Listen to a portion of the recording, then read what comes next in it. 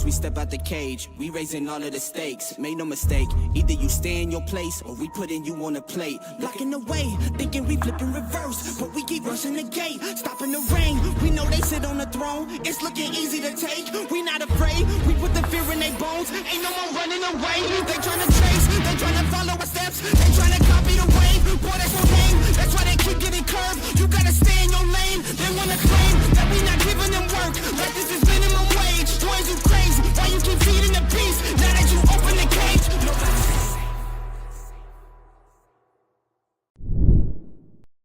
Nobody's safe. Nobody's safe.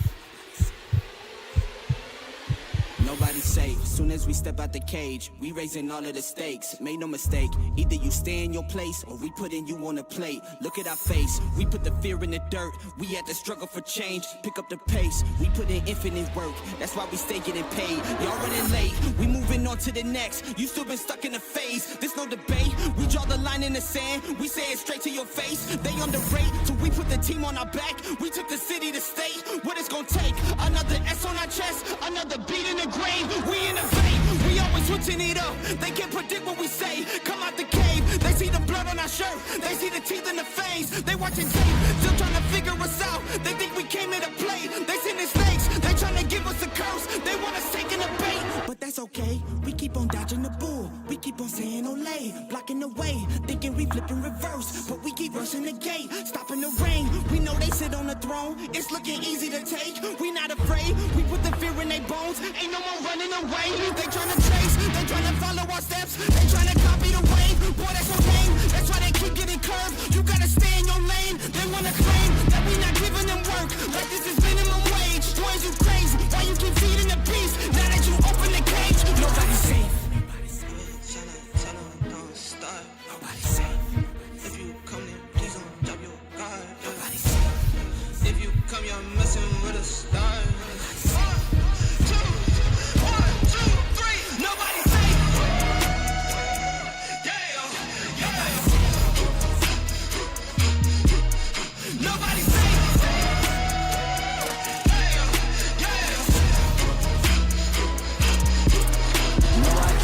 For my folks, for my mama and my pops. I don't care if you the cops, anybody could get boxed. If you aiming for my head, then you better take your shot. If you miss, then this fist gon' be cleansing your clock. I don't care if you the press or the feds or an op. If I stretch out these hands, then prepare to get robbed. If your friends said that you had a chance, understand that they probably was meant for your friends. They my fans. Jumped in the ring and I started swinging.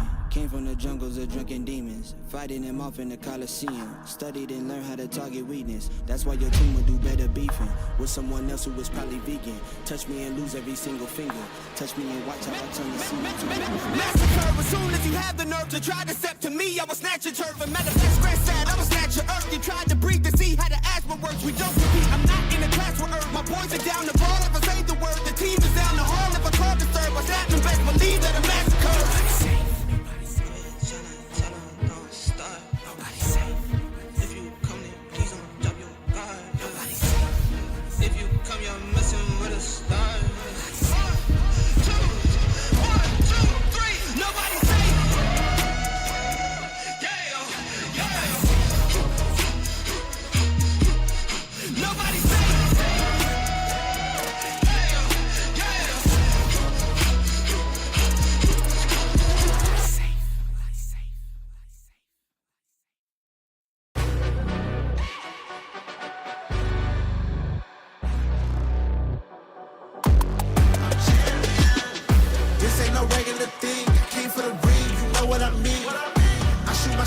Clean. This is my city, yeah, this is my team. If you talking and talking me nice, I play with all of my life. You see my name in the lights, better get right, champion.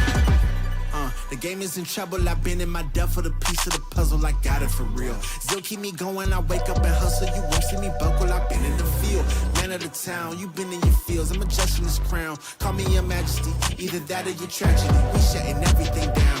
I been hot like somebody put a candle on them. Off top, I don't really stand opponents. This mine, the moment is run out and start a bunch of pandemonium. More game, I got some. The skill is bar one, y'all done. The game in the coffin. Referee screen, rest in peace, and think twice if you next to me. It's West. This ain't no regular thing. I came for the ring, you know what I mean. I shoot my shot and it's clean. This for my city, yeah, this for my team. If you talking, it's hard to be nice. I play with all of my life. You see my name in the lights. Better get right, I'm champion. It's our repetition, I'm stacking these trophies. I'm good with addition, I spit like a pastor, I give you the vision. Up early morning, enough for the sleeping. My life is a dream, but you wishing you lived it. Haters get livid, my pocket's Pacific. That's deep if you get it. So Tempur-Pedic, I sleep on the critics. Don't feel like competing, I'm hearing these crickets. Whoa, let me switch the flow, a new bounce. Coming to the den with a lion, I'm gon' pounce. Know I've been a king for a while. Got a ring and a crown, that's the bling with the blow. What the team is about, champions. You can tell by the ambience of this sound. Referee screen, rest in peace, and think twice if you next to me, it's no doubt. This ain't no regular thing, I came for the ring, you know what I mean. If you talking, it's hard to be nice. I play with all of my life. You see my name in the lights, better get right. This ain't no regular thing, I came for the ring, you know what I mean. I shoot my shot and it's clean. This for my city, yeah, this for my team. If you talking, it's hard to be nice. I play with all of my life. You see my name in the lights, better get right, I'm champion.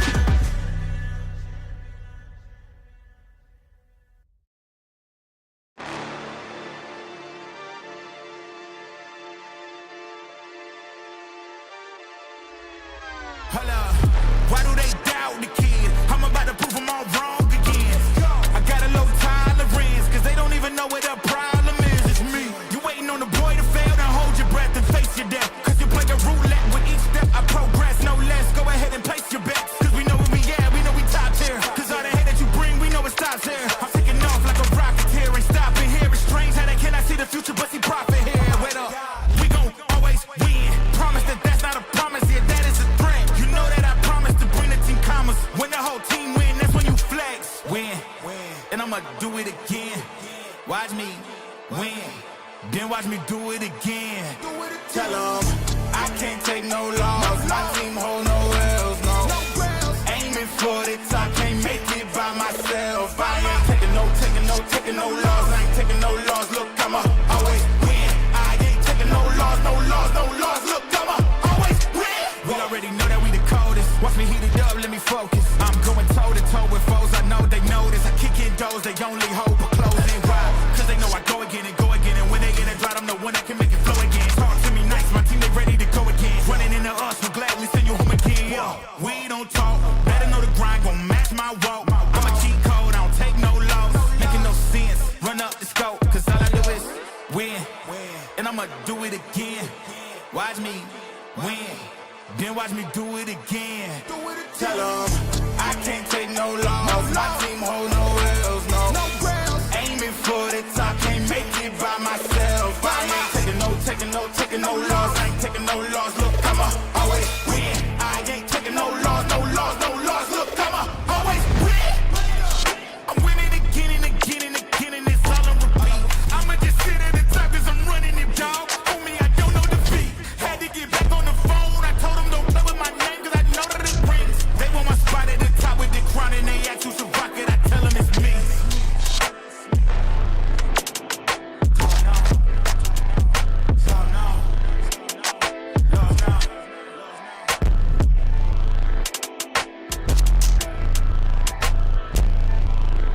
I'ma always win.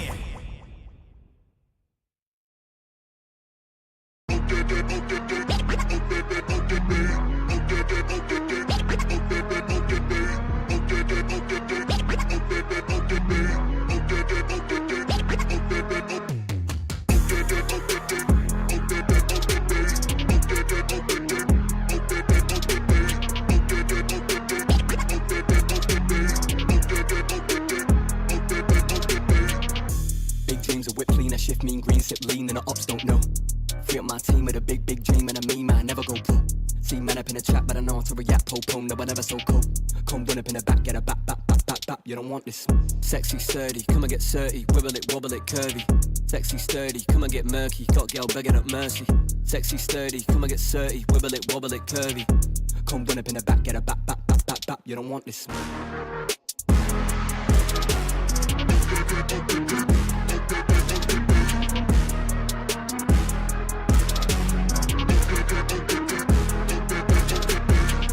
Loving them thick and them juicy. Airless, Chris Ekabusi. Got 5 links like Tyrone. Now they all tryna recruit me. Pop sherry and cherries, I'm fruity. Got Sally and Debbie and doobies. On Monday it's Megan and movies. On Sunday it's Steph and them groupies. Too easy. I come and they leave me. I'm the boy that they see on the TV. If it's me on the cake, they would eat me. Now they want a slice for the appetite. Yeah, honeys, they be where the bees be. Don't give it a ring to them Gollum guys. My precious, they wanna believe me.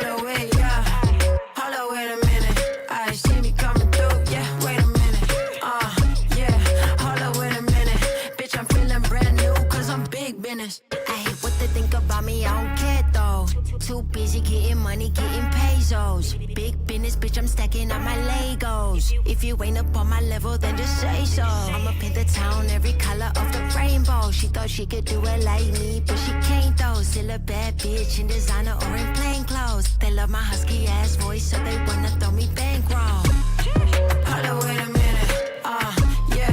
Hold up, wait a minute, yeah. Hold up, wait a minute. When you see me coming through, wait a minute, hold up, wait, yeah. Hold up, wait a minute, I see me coming through, yeah. Wait a minute, yeah. Hold up, wait a minute, bitch, I'm feeling brand new, 'cause I'm big business.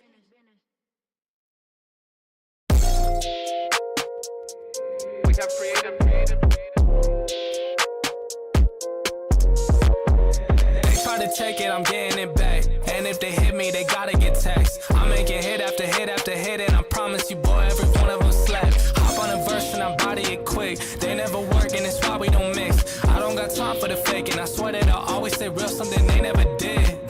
Oh, they saying that I'm up next. I told them that I'm up now. Promise I came for the next. I needed honeys on honeys, 'cause that's what I'm worth. Show me finish, I'm getting it first. Show me the best and that's me and my worst.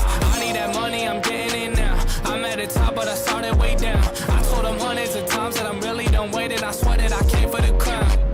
Oh, you should go ahead and write over. I was in a 4, leveled up to the Rover. Feeling like Blake, I'ma put him on a poster. I don't really play when it come to my checks. I've been in the gym, so you know I gotta flex. If I shoot a shot, then it's gonna be a wet dog. I'm coming for these meals, I ain't taking no less. Yeah, I ain't really taking no less. Now they tryna send me that text. I ain't hit them back, they stress. I'm needing hundreds of hundreds, cause that's what I'm worth. Show me the finish, I'm getting it first. Show me the best and that's me and my worst.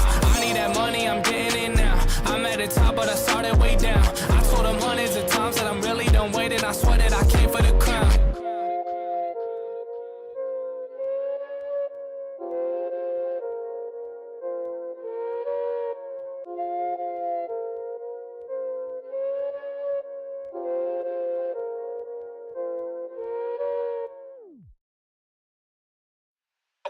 Okay. I'm a trendsetter. Ay, I'm a trendsetter. I'm a trendsetter. Okay. Let go. Hey, okay, I know I'm here to stay. Counting on my wins, so I can't play it safe. Trying to go against us, get you out the way. Go hard, it's the only way to play. Let me say, I'm a trendsetter. I'm a go-getter. I'm a trendsetter. I'm a go-getter. I'm a trendsetter. Who can do it better? I'm a go-getter. I'm a trendsetter. Hey, look, they keep calling me, could you ride this beat? Look proudly. Okay, it ain't no problem. See, I can mold this thing like pottery. Better, I'ma bet on myself. And before the top, and I don't need your help. We set the tempo, we run this thing as simple. Let's go. Boy, I'm locked in. Know your place, I'm top 10. And all my haters watching, so you know I keep on clocking. Let's go time. My whole style of go mine. Take my place, I hold mine. Run up, then it's go time. It's show time. Whoa. Yeah, they know I'm the one that set the trends, dog. Tell them tenfold, I'm gonna change the tempo. Okay, tell them I can't play it safe. Got more wins on the way. Gotta show them how to do it. Man, my team making plays.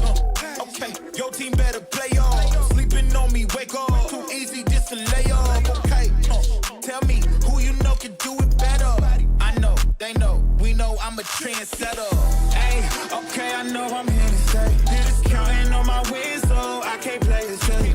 Trying to go against us, get you out the way. Go hard, it's the only way to play. Let me say, I'm a trendsetter.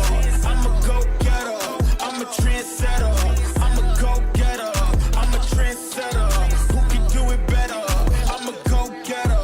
I'm a trendsetter. Hey, look, told them I would elevate, now watch me go up. Critics acting up confused, they can watch me blow up. Knew I had it in the bag, I just had to show up. Started blowing up, sad, got no plans to slow up. Okay, mama said I'd make it, and I know that she ain't never lie. Said they need a double, still they lost, cause they ain't hit my line. Whoa, it's my time on the dot, gotta shine, let them watch, cause we gaming for the top. This a bop, whoa. Hey, okay, I know I'm here to stay. Counting on my wins, so I can't play it safe. Trying to go against us, get you out the way. Go hard, it's the only way to play. Let me say, I'm a trendsetter. I'm a go-getter. I'm a trendsetter. I'm a go-getter. I'm a trendsetter. Who can do it better? I'm a go-getter. I'm a trendsetter. Hey, look. Hit it stirred. I can't play it safe. Yeah, out the way. Yeah.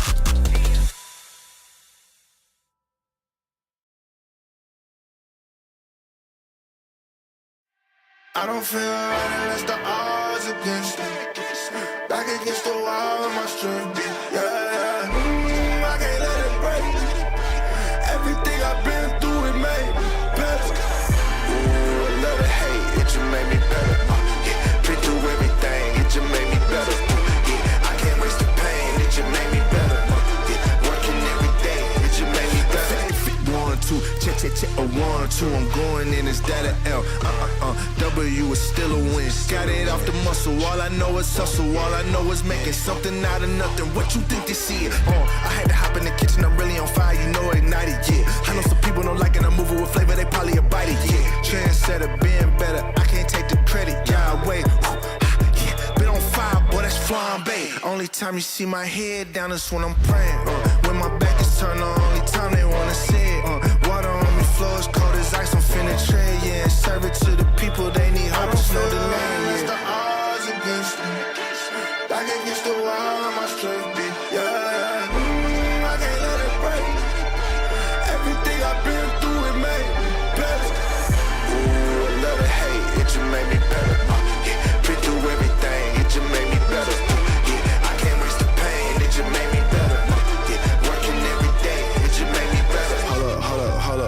Hold up, what they finna say? Tell it to your mammy, it don't matter, I ain't listening anyway. They just mad to see decide to drop, they look like ocean spray. You can get it too if you just work more than you talk today. This what happen when you take your pain and make it motivation. It ain't gonna be easy trying to be a legend, it's the payment. You need execution, not excuses, dog, you gotta face it. They don't want the truth, but if you quit, you don't deserve to make it. What you think they giving greatness out? Now you gotta take it. They don't know the hustle, they confused when they look at you. Till you hit your goals, they all shy, they think you Pikachu. Put your mind to it, you can do it, yeah, and I'm the proof.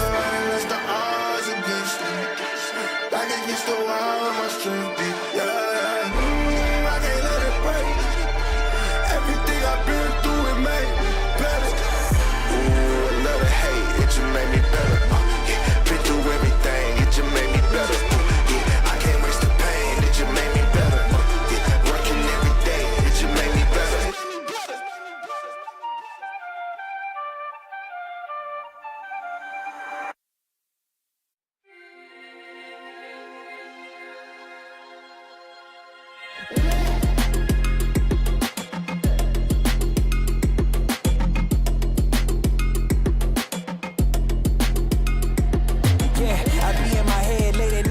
Contemplating all of my goals. Look, will I fold or will I chase them? I got adversity, two options. I can handle it purposefully or I can let it murder me. But sign up for war, point out the target, show me the giants. Hold your applause, just getting started, sending the lions. Ambition ain't for the weak, I see it before I speak. Ready and willing, is you ready for me? With or without your end. Oh, you try to make me stay. Now there's nothing you can say, cause I'm flying away. With or without my sails. Oh, you try to make me stay. Now there's nothing you can say, but I'm flying away.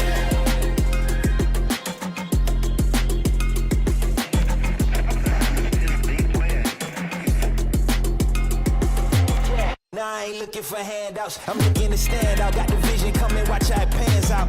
I've been writing my plans down, trying to stay focused, put out the notice. Who the GOAT is, me hands down, yeah. No time for arguments, I cut out the politics, no. It's all my competence, I could cause your apocalypse. Ambition, it ain't for the weak, get it even when I sleep. Ready and willing, what you ready to say? But I'm flying away, with or without your end. Oh, you try to make me stay.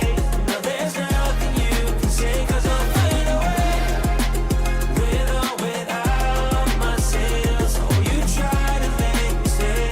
Now there's nothing you can say, but I'm flying away. Ambition ain't for the weak, I see it before I speak. Ready and willing, is you ready for me? Oh, you try to make me stay. Now there's nothing you can say, cause I'm flying away. With or without my sails. Oh, you try to make me stay. Now there's nothing you can say, but I'm flying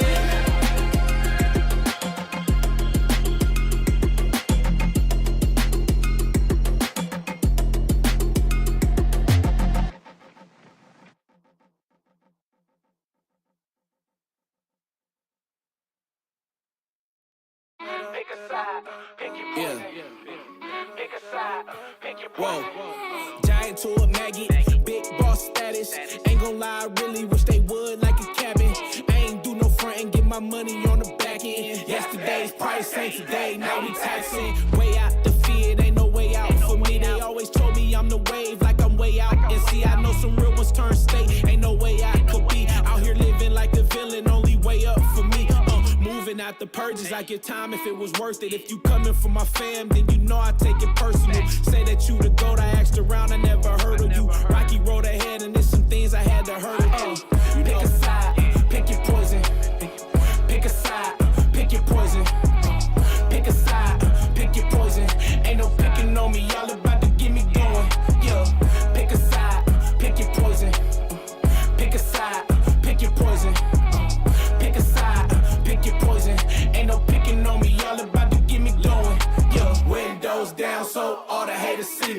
Back then they didn't want me, now they wanna beat me. Keep the grass cut low, cause them snakes still sleazy. Always knew I had to glow, I just had to find a reason. Walking around looking like I own the place. I don't waste no food, man, I always finish off the plate. Ain't come to play trenches, baby, can't believe we made it safe. Something out of nothing, yeah, we made a way. So hungry, think I overate. Every single shot, then I'm thinking John Wick. Every loss got a lesson, every make got a miss. I can't even think of a man that had me terrified. We got options, pick your poison or just pick a side. Pick a side, pick your poison. Pick a side, pick your poison. Pick a side, pick your poison. Ain't no picking on me, y'all about to get me going. Yeah, pick a side, pick your poison. Pick a side, pick your poison. Pick a side, pick your poison. Ain't no picking on me, y'all about to get me going. Yeah.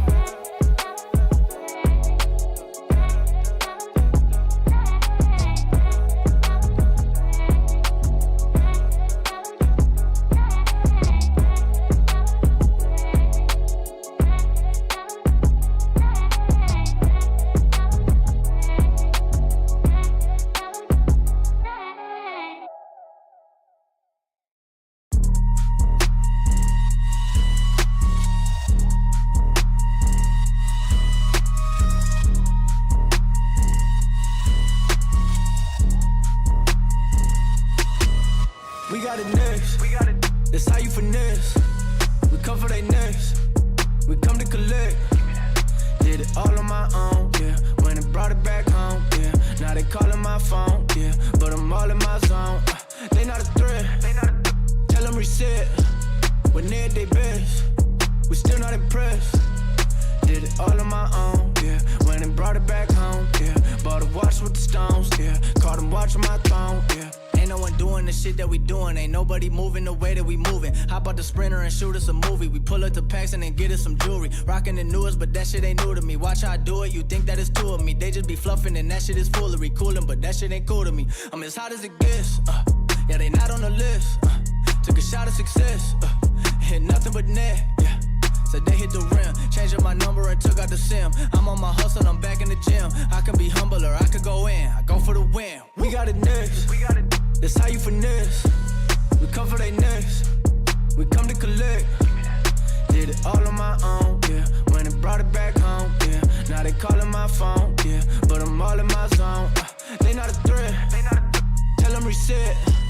When they at their best, we still not impressed.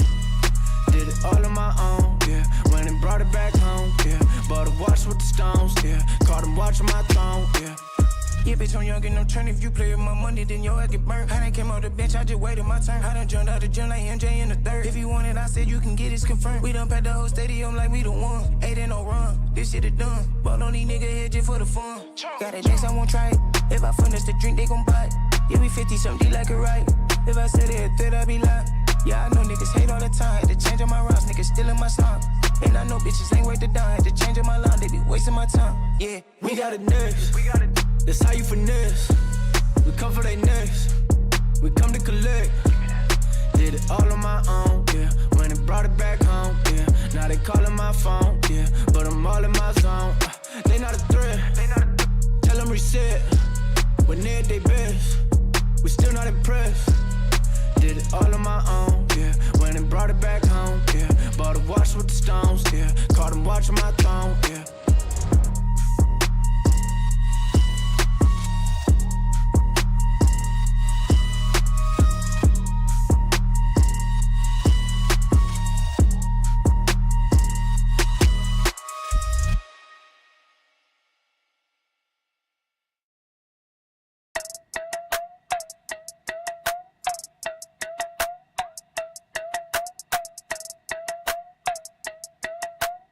Hey, what up, say? Yeah, all my life I told them I would do this, now I done it. Even as a child, they tell me that boy, yeah, this Sunday. Now I seen them out, they asked me how the music coming. If I told them what I goes, I know they think it's so disgusting. Told them matter of fact, I said I'd rather not discuss it. Seem like every day I got another check that's coming.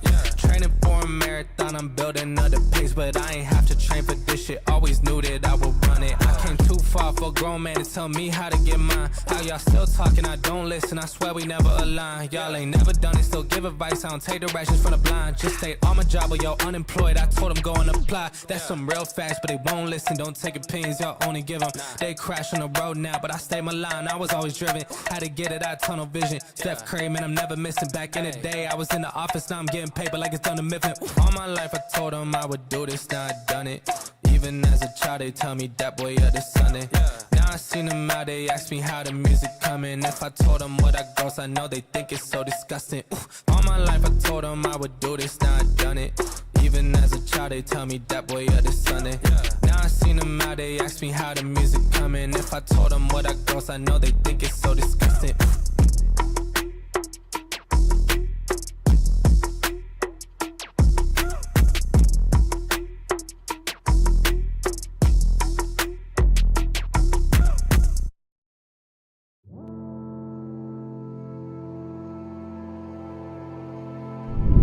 Nobody's safe. Nobody's safe. Nobody's safe. Soon as we step out the cage, we raising all of the stakes. Make no mistake, either you stay in your place or we putting you on a plate. Blocking the way, thinking we flip in reverse, but we keep rushing the gate, stopping the rain. We know they sit on the throne, it's looking easy to take. We not afraid, we put the fear in their bones. Ain't no more running away. They tryna trace, they tryna follow our steps, they tryna copy the way. Boy, that's your name, that's why they keep getting curved. You gotta stay in your lane. They wanna claim that we not giving them work, like this is minimum wage. Boys, you crazy, why you keep feeding the beast? Now that you open the cage, nobody's safe.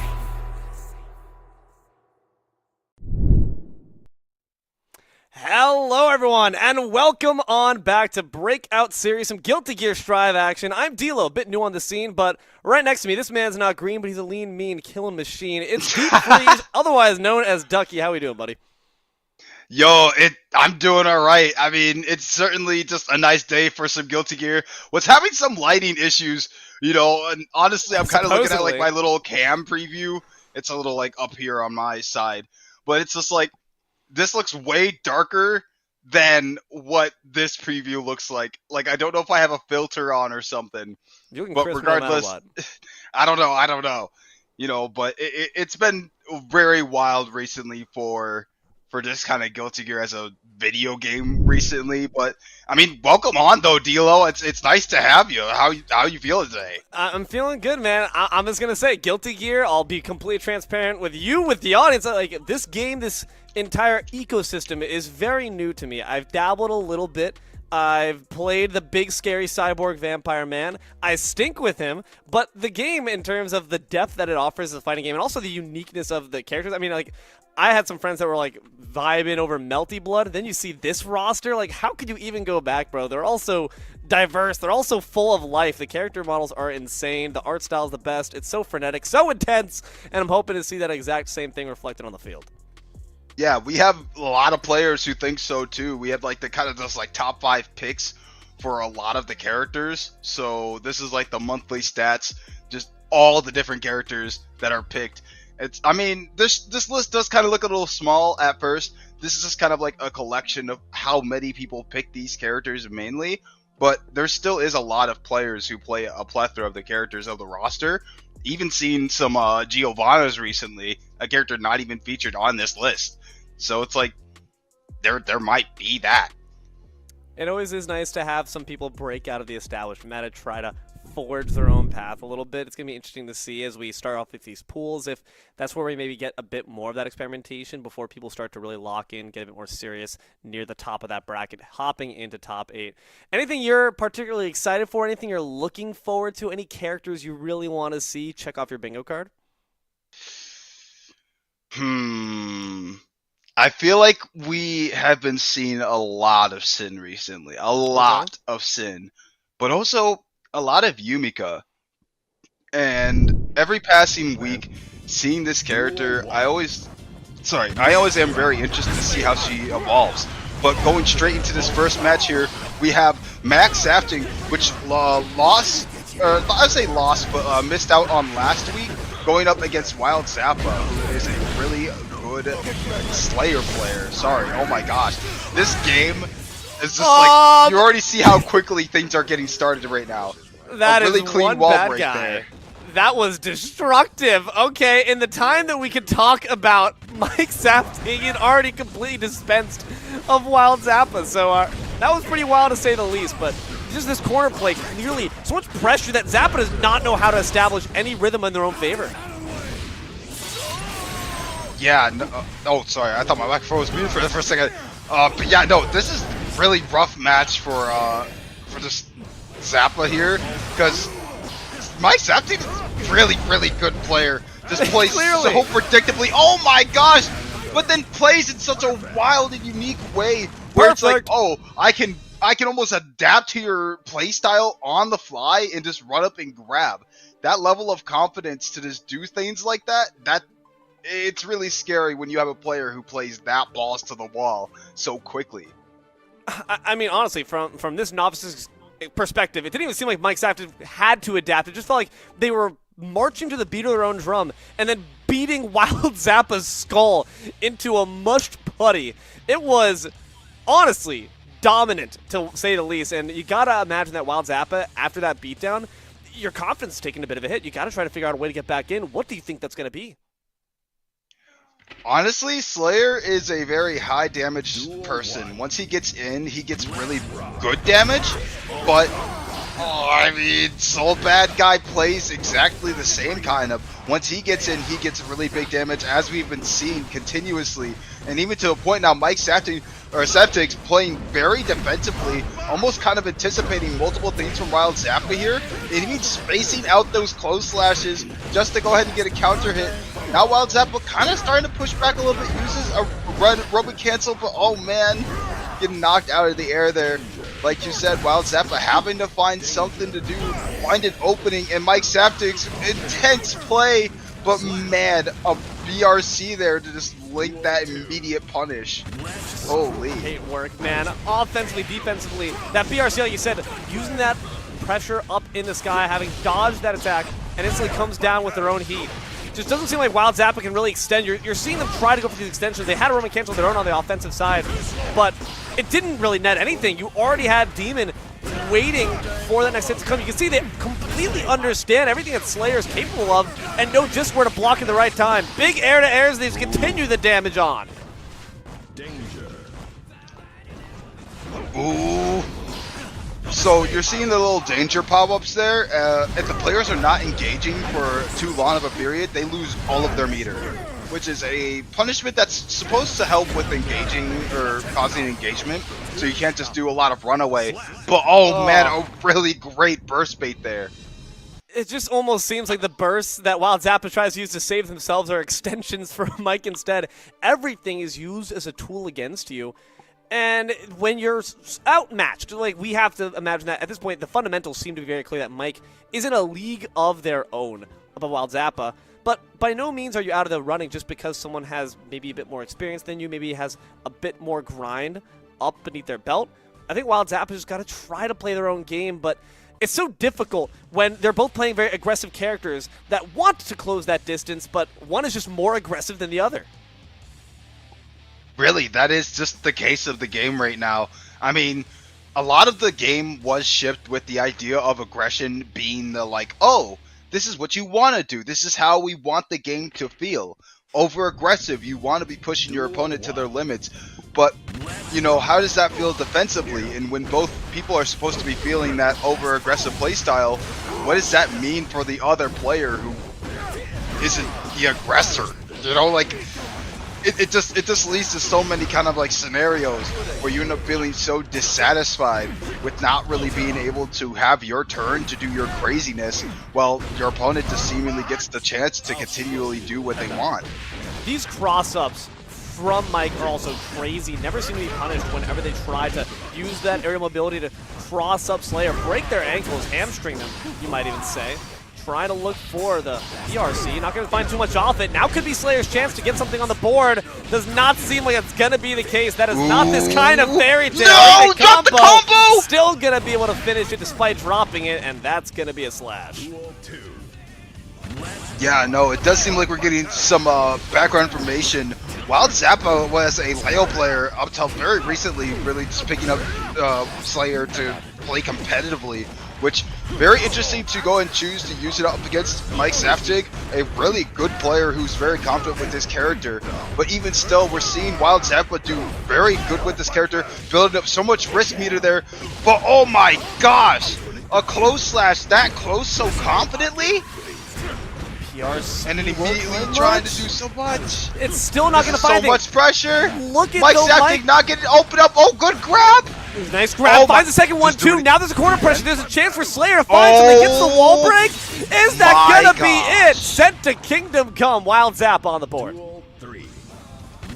I think this is the adaptation that you were saying Wild Zappa needed to have. Mike Saftig just getting absolutely demolished there. 2 whole grabs and then just a walk back into punch. Oh no. Oh my gosh. I think he's getting his revenge.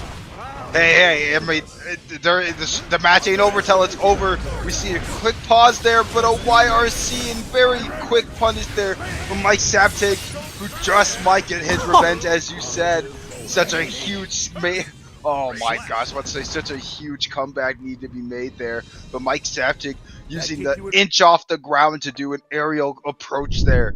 Which, I mean, that's the Soul. Soul is such a character.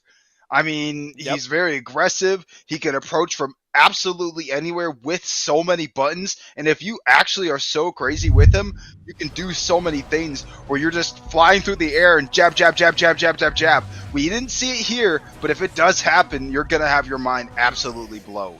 It's just crazy that, like, Mike saw Wild Zappa win off the wall break and was like, I could do that too, you know, and I could do it even better. I could do it 2 times. I hope that Zappa's got good homeowners insurance, because that man is demolished in that building. And yes, it was a great effort. I really am happy that we saw Zappa get something on the board, despite having lost the series. It's not going to be enough, though. You got to make consistent results. You have to find those mid-game adaptations and then adapt to the adaptations that your opponent's making. That's all that a fighting game is. No matter what game you're playing, platform fighters, 2D fighters, does not matter. You have to be ready for what your opponent's doing and then think 3 steps ahead for the countermeasures that they're going to bring out. Yeah, no, and I mean, honestly, Mike Saftig being so comfortable with his character just makes it so hard to make these kind of countermeasures and outwit him, because literally he's just looking at what you're doing, and like you said, I can do that but better, and doing it. You know, there's a difference between having the plan of how much you can do better and then actually doing it. And there is just some moments where literally both players just have to sit there and pause, because both of them are just thinking of what to do next. And seeing those moments is so hype. But man, we're already throwing straight into the next match. Atheist Exorcist versus Envy. See how this one goes down. Atheist Exorcist seems like a bit of an oxymoron. Seems like your jobs might be conflicting with each other, or rather, at least, your job and your faith. Nonetheless, gotta have faith that they'll be able to take this one through. You see it immediately, a very different kind of pace and rhythm and a flow to this game. A lot more zoning involved, but now the pressure started to be brought on here by Envy.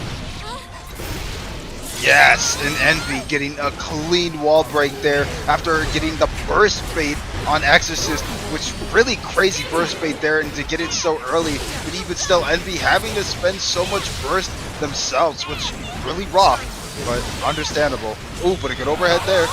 Oh, but the reversal super is actually gonna hit. No, not death yet, but really close to it.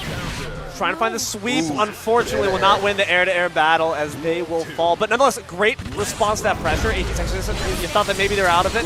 Flash at the beginning, and already starting to start off with some damage to their own 9-hit combo in the corner. It's not stopping. Oh my gosh. What? So normally that would be a place where, you know, maybe Exorcist would be in a bit more of a good spot, but just taking the turn right back. Envy now forcing Exorcist to use the burst once more. Oh no, dropping the combo and immediately PRC, but Exorcist PRCing as well, not wanting to get caught with the possible follow-up of it. Jumping on in, finds a cross-up, doesn't find the damage once they land. Oh, no. Now could be Envy's time to paint the halls red man, but not quite going to be the case. Instead, 80s Exorcist starts to get back with a combo of their own, cannot finish it, but against the wall they got pressure. Nice. Exorcist did not have Wild Assault there, which is a newer mechanic that they added in Season 3.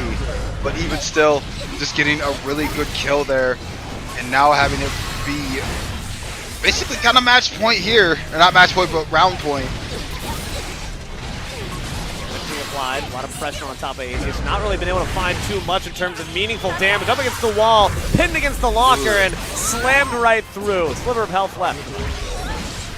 Flowing in with the advantage. Exorcist opting to go for a backdash, but unfortunately getting called out for it. Which, when you're caught in a spot like that, when you get the hard knockdown, you have to be really careful with what you choose to do. You know, being in that situation, a lot of your choices can be anticipated, and when your opponent's willing to chase after you whenever you try to just get out of their advantage, you can get gotted. I don't know if you all saw that, but in the top right corner, big ups to Big Chungus for 560 wins. Don't know who that is, but whoever's on that friends list, you know, congrats. We really got to throw our props over to the Big Chungus over there. Nonetheless, throw your props over to Envy as well, being able to respond with like violence as Atheist tried to find a way back through. But I'm liking the pace here. It was interesting when we started off at the beginning of game one, round one. There's a bit more space being given, and now I feel like we're starting to get the data, we're starting to get the reads, we're starting to understand and get in the brains of each of these players, and it's all aggression from here. All aggression indeed. Exorcist not letting up with the onslaught of offense, getting so many counter hits on Envy, and now going for the wall break, not choosing to use super and, you know, breaking the wall instead. Possibly just caught in the rest of that special there. But now Exorcist using that meter to try to prevent a bit of a punish there from Envy. And there we go. Wow. Fairly close to a perfect, but just getting hit out a few times. Great use of the vault attention to just use back-to-back RCs or to create that pressure. Rather than having these supercharged moves, they recognize that maybe it's best to have the mobility, maybe it's best to have more options in pocket. Tough to spend with Envy. But it seems like it's back and forth, tit for tat, blow for blow. Whenever one player zigs, the other player begins to zag. And Envy zagging indeed, going on the absolute offense, now in install even, and man, deflect shield unfortunately not being useful there. So what you saw there, the little orange thing, that's deflect shield. We don't talk about deflect shield. Okay, copy that. Don't talk either about how 80s Exorcist get pieced up once more. Has not even gotten their feet touch the ground. Here comes the overcharge. Will it find the home is the question. Once more the deflection shield. We're going to have to talk about it because it's the result of your own doom. Exorcist goes down once more. So the flex shield is like a defensive option that they added alongside the offensive option of Wild Assault. And it's meant to be like a get off me like move of sorts. But it does seem that unfortunately deflect shield does not deflect the bedman head, and rather it seems if you were to use deflect shield you get shield broken as opposed to just, well, actually I think you'd even get shield broken because of being in the install. So very interesting kind of just interaction there. Unfortunately, that just goes to show that you really need to have done your homework. You need to understand these matchups and how they interact with your defensive outplays. But wow, a great way to respond back. Great way to start with your best foot forward. 18 Exorcist finds the wall break, but unfortunately they lose the pressure. Yo, Envy coming up in chat saying, Saul Exorcist teabag, should I do it back? Hey man, earn it. All about that moxie. I ain't say nothing, but earn it though. Ooh, earning quite a bit of damage so far. 18 Exorcist receives the wall break right back to home base. Still got full tension meter though. Can they use those PRCs properly? But a great block by Bedman keeps him safe and returns it right back to sender. And that might be all she wrote. It's finished. Man! Standing back there, letting Exorcist backdash into their own doom. So rough. Brutal. Damage continues though. It just feels like 18 Exorcists, they have these moments of glory, but they never can string it together, right? It's always, once you get a good string off, Envy comes back with something just as, if not more, spectacular. And looking at the matchup here, if it's not about Reflection Shields, what is the way that Atheist Exorcist can get some consistent wins up against the Bedman? Honestly, it might just be a little bit of patience here, but unfortunately, patience is something that Envy's very quick to take advantage of. No, the Flex Shield not working out. The teabag! You want to do it again? Oh my gosh. They don't need to. Not do it again. Envy did not. Choosing to go for the overhead and letting Exorcist anticipate a fourth grab. That is just the insanity. Like you said, we had to look up for the teabag. Envy said, should I do it back? And doing it back, Envy did. Holy. Yep. And then doing it back and then breaking man's back as well. Just overall, fantastic work by Envy. Exorcist had some moments of glory again. They were able to find their stride in a couple of the rounds, but it wasn't enough. You have to find consistency. You have to make sure that overall you're winning in terms of advantage state. You're winning in terms of actually getting ball possession in a sense. If this was soccer, Bedman was dribbling all around this Unica, and there was no real way for them to feel comfortable. Even in those moments where you start to feel like you're getting in a flow, it's quickly going to be thrown out of your control. Yeah, no, Unica is a very unique character. She has the kit built for a lot of universal interactions, kind of the same of Sin, which we might see a little bit from now. But it makes her very odd because a lot of the cast doesn't know how to really interact with her, and then when they do, it's just like, okay, either it's like or not. That's just kind of where she's at right now, and that is kind of the kind of or not type of matchups. But there was a sense of Envy definitely just being in the head of the player right there, like literally. 3 whole grabs and then just baiting out that fourth tech grab or tech attempt is absolute wild work. This is about understanding your opponent, what they want to do. Desperation starts to form patterns. Patterns form punishes, and you have to make sure that you're not getting too predictable. Otherwise, you're going to get smacked up. Coming up next on deck, I do believe we have our friend Little Hot Dog up against Test Your Luck. So far, it's been 2 clean sweeps, but we know that in pools that can be the case. Hopefully, we see something a bit more competitive, a bit more tight-knit somewhat soon.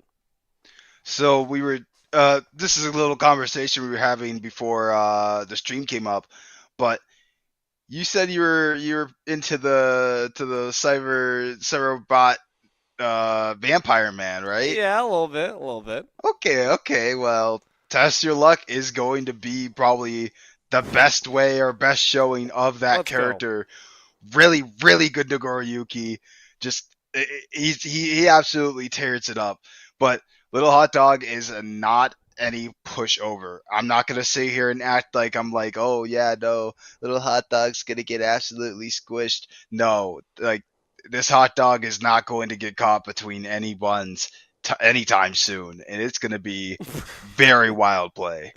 You gotta watch out for those incoming buns, bro. You gotta make sure that you're staying out from between those fangs. I mean, I'm wondering if canonically a vampire even wants to touch a Little Hot Dog. Maybe it's a little hors d'oeuvre before the actual entree, before they feast on someone's blood. But it's going to come down to the management, of course, of that gimmick, of that blood drive meter. You want to make sure you're using that command grab to try to reset. I know that much. Listen, I play that character like some hot buns. That being said, I am sure that this guy knows what's up, that Test Your Luck, doesn't need to rely on luck whatsoever. They got the skills to pay the bills. I mean, honestly, there might have to be a little bit of luck going into this match if Milia is the character that is stuck with for Little Hot Dog here, because Milia is a very quick character. And I would almost want to say, depending on the player, Milia is about as quick as the players are. So it's like literally you don't want to just keep pressing buttons. You don't want to keep going into all situations with the same mindset of I'm gonna beat him, because very quickly we can possibly see a backdash punish that could lead to something abysmal. And Milia is known to be the most squishiest character in all of the roster, or at least being very much down there in the list of characters with way lower health pools. So she's going to rely on a lot of mix-ups. She's going to rely on a lot of setups. We're going to have to hope that Test Your Luck will, well, let Little Hot Dog test their luck. If not, it's over. And that's the T. We'll be finding out shortly. In that case, if you are that Milia, from your perspective, what options, what moves are we relying on here? What are we really trying to do in terms of our game plan to go up against this big, scary vampire man and ensure we come up with a W? Yeah, no, I mean, honestly, you're kind of just looking to not get hit. You really don't want to get hit. I mean, you can get hit and block it, but if you get hit, it can be even just pokes, even just small little hits from here to there. It can be so much damage, and if it really does come down to it, you could just, bit by bit, swing by swing, get one health bar notch by one health bar notch further down until you're out. So, yeah. I mean, people often forget this, how it is at the end of the day. Like, sure, you could do all this fancy setup stuff. You can do all this XYZ, but sometimes you could just bam, bam, get a poke here, get a poke there. Sure, you blocked this mix up, but now I'm just going to get a poke here. And, oh, wait, I'm dead. Yeah, that's absolutely the case. I mean, that's what fighting games are in general. It's like any other competitive esport. Like, sure, you can focus on the offense, you can focus on your combo game all you want. However, the fact that this character's got range, especially when in blood drive state, like all those normals get extended. All of a sudden, the amount of leeway you have is shrunk down to a hair's breadth. And I'm not just talking about the fact that Millia's got the hair to go for her kit as well. Nonetheless, you have to make sure that you're playing your own strengths while making sure to keep in mind what your opponent is capable of. And that's difficult when you are squishy as a marshmallow, as fluffy as a peep. You don't want to get cut up. You don't want to get toasted. You don't want to get put on a graham cracker. We'll find out quickly if that's going to be the case. Little Hot Dog, I'm sure they understand the weakness of this character. Like you said, they're no slouch in the kitchen, so hopefully they can cook up something good. Yeah, no, and I mean, still to once again play on the name, test your luck.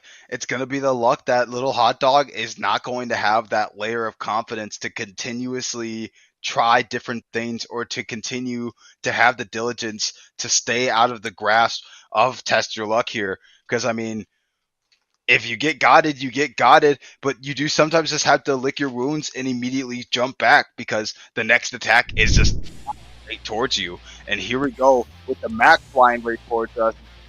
Man, and both players at a pretty decent level for this character. That they cannot change society. We'll see who ends up strutting their stuff more. What is nice about Milia is, like, sure, you're going to have a hard time trying to find your way, and you can tell already, utilizing all those evasive options to really try to test your luck style of play, and then start to hit him with the tricks. Goes for that delayed removal of that hair ring, but not going to be able to find too much extra damage off it, and a great burst to ensure that get off me option works. And we're seeing Little Hot Dog just evading that command grab there from Test Your Luck and now getting a wall. Like I was saying, staying out of the grasp, not wanting to get caught there, but they're getting hit too and just having such a huge punish for it. Okay. Want to find the blocks. Nice. Understands the combos. Ooh, drops it though the wrong moment. Unfortunately, not going to be paid back kindly for that. Enters blood drive state. Just so you can get a face of your killer revealed. Brilliant work there by Test Your Luck. Manages to utilize their entering of the blood drive state to their advantage to keep Milia in hit stun and finish the job. Whose stage song is this? No clue. I'm gonna need whoever stage song this is to come forth in the chat. This is atrocious.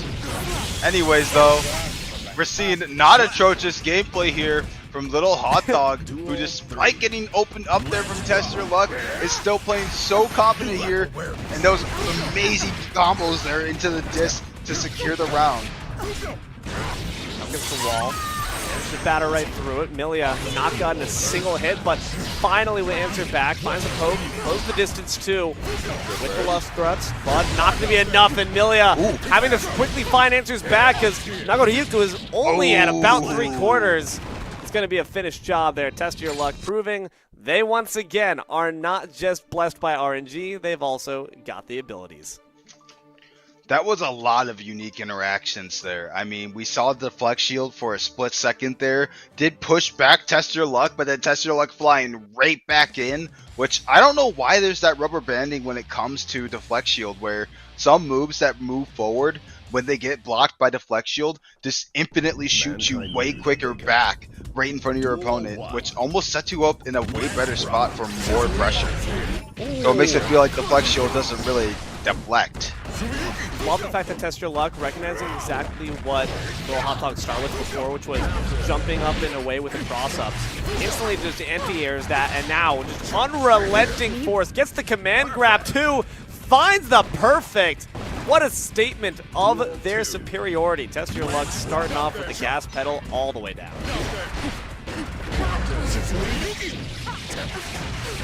Really good counter hit there. Test Your Luck now pressing the Aventum in the corner. Gets the corner there. Not having enough meter to do the super. Oh, my gosh. Ugh.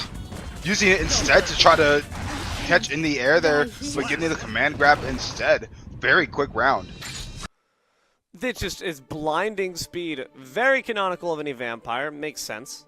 But nonetheless, will we see the twilight of Little Hot Dog's career in these pools is the question. Gotta hope that some answer is able to be found, because they're just really struggling in what they actually had a great look for in that first round and first game. Those anti-air combos just instantly kind of snuffed out any chance that Hot Dog had to really play their own game. But now, having those rings set up, let's see if we can get anything done. Great counter, though, instantly forces them back and begins some damage of their own. Ooh, and now flying in there.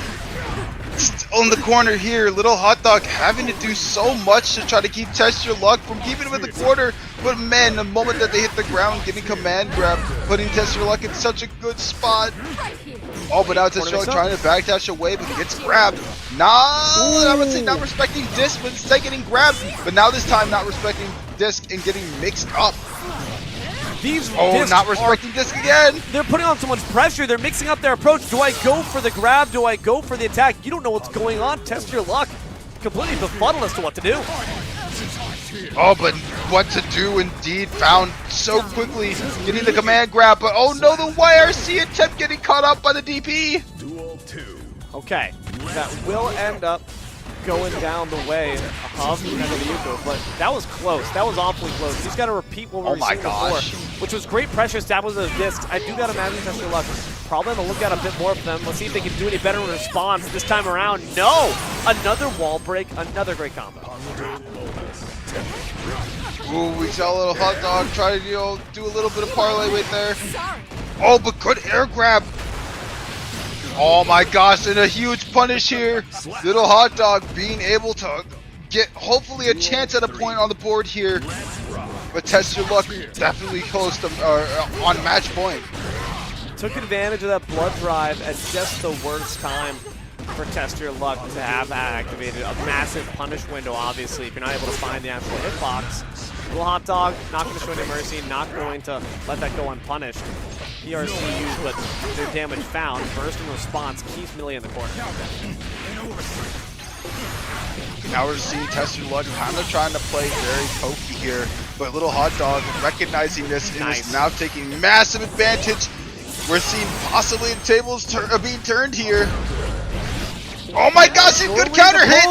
Oh no! PRC is the counter.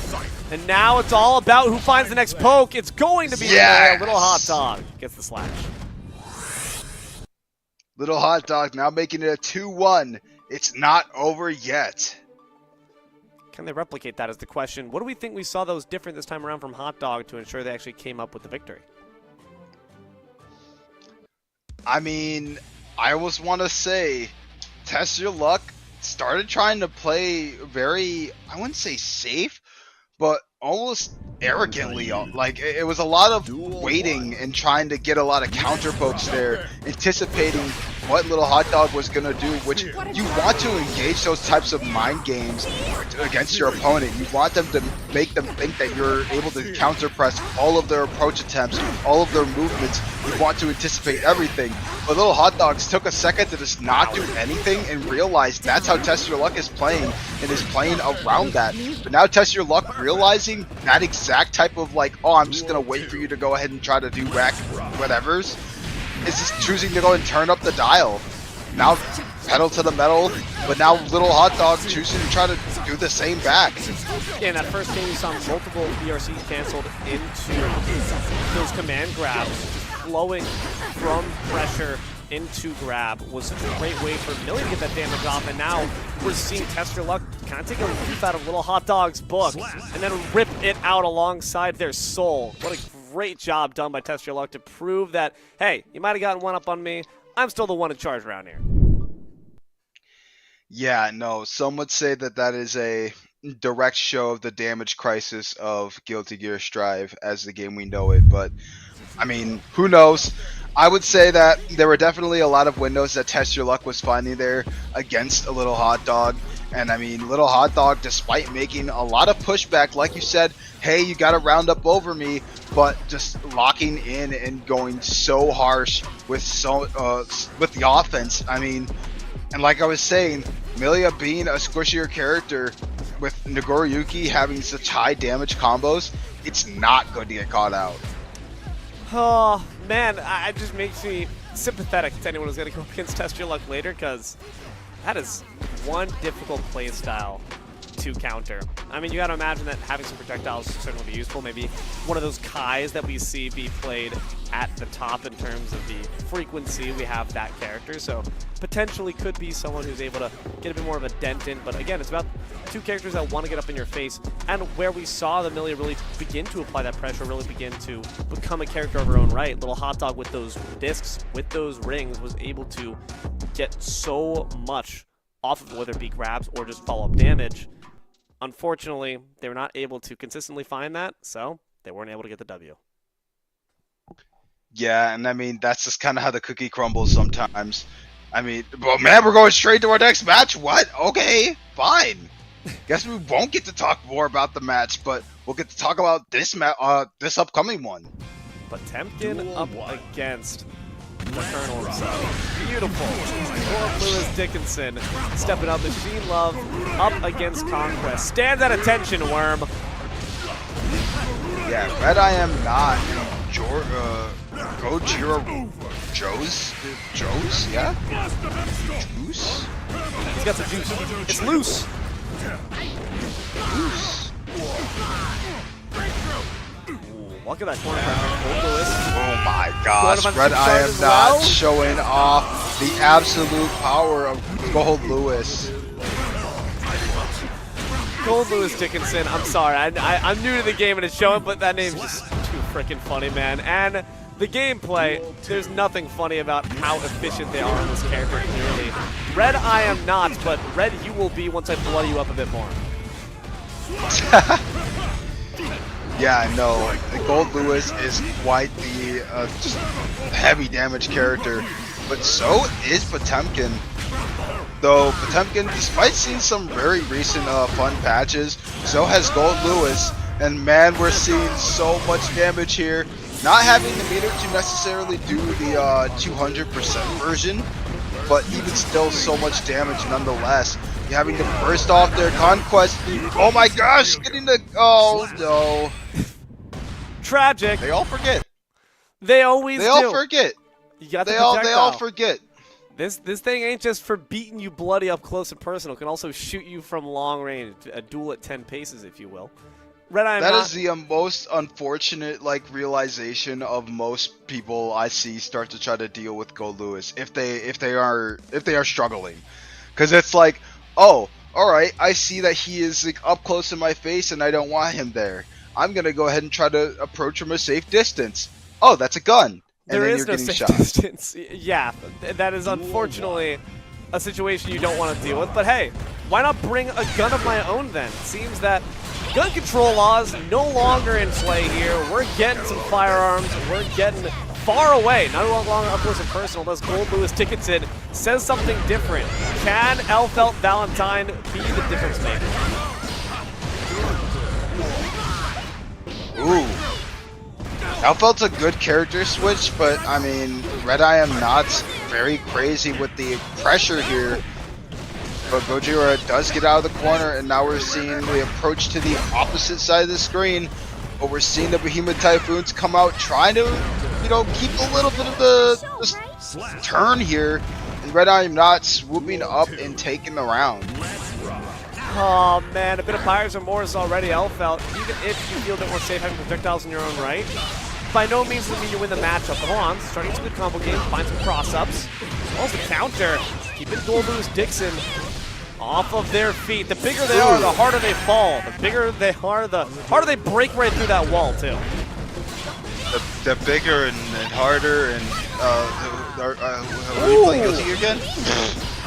Near perfect so far. Can we finish the job? It is going to be a YRC. Ooh, deflect shield but working. Not going to be enough to just send the drone, and it will find it. Can Red I Am Not get the ultimate comeback? Gojira almost losing it all thanks to the drone there. Now Red I Am Not barely holding on to anything. Nice. And Gojira just using the projectiles. I mean, it's what you can do. It's why it's the character. Elfelt Valentine getting a bit more mileage there, but unfortunately, the mileage on that health bar looking awfully rough as they already dropped down to only a quarter.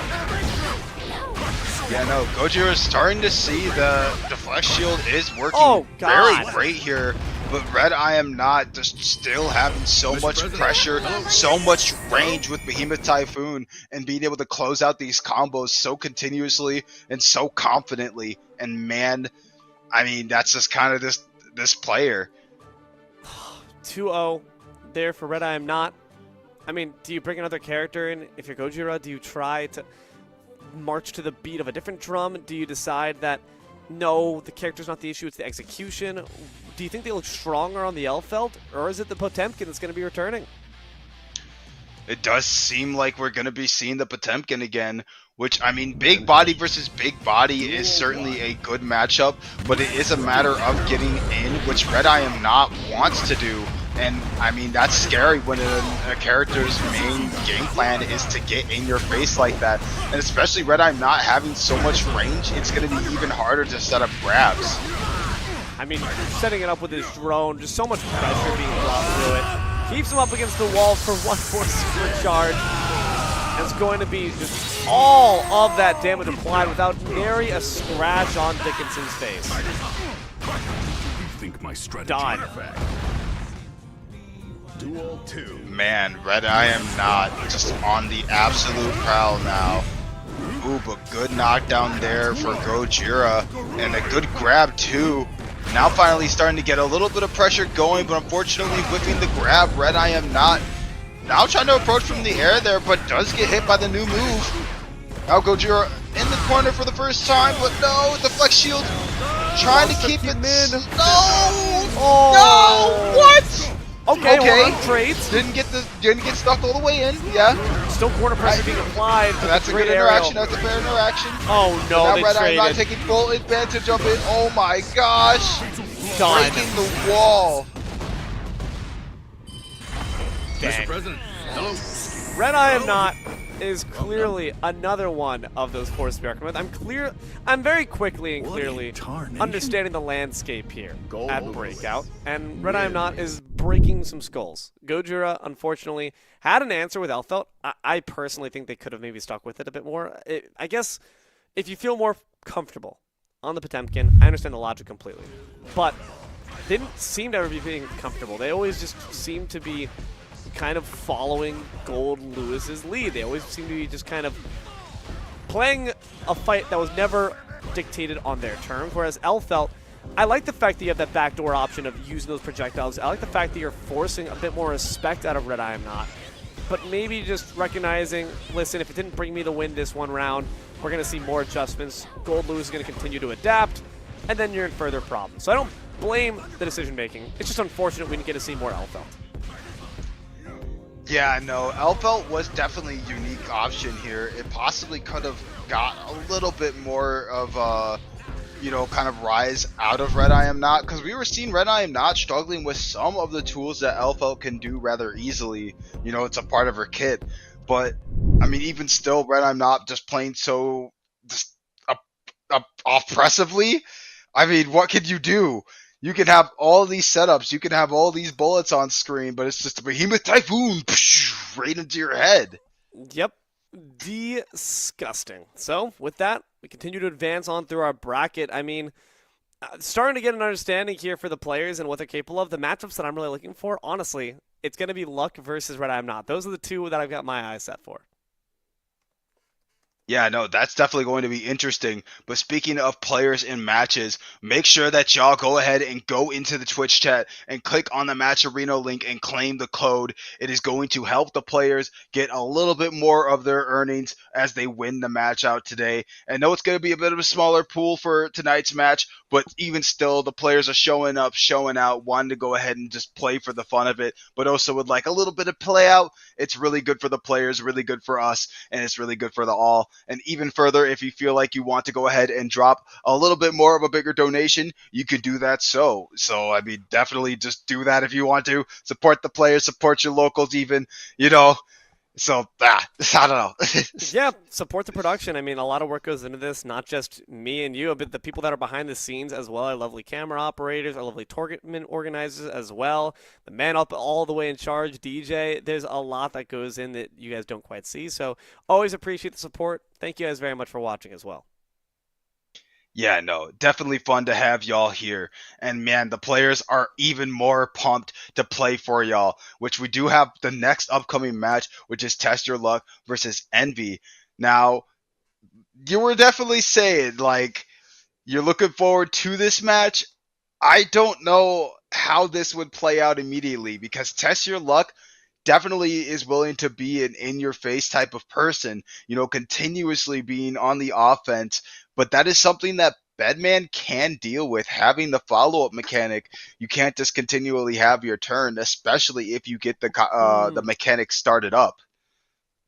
So in that case, I guess it's more of trying to find piecemeal bits of damage, which, to be fair, Test Your Luck does a pretty good job of doing. I don't think that Test Your Luck is waiting for one big combo. It's a death by quite literally 1,000 cuts. Those cuts do a lot of damage, sure, but they are very good with their positioning. Normally, I've only seen them one time be punished, actually, for the blood drive.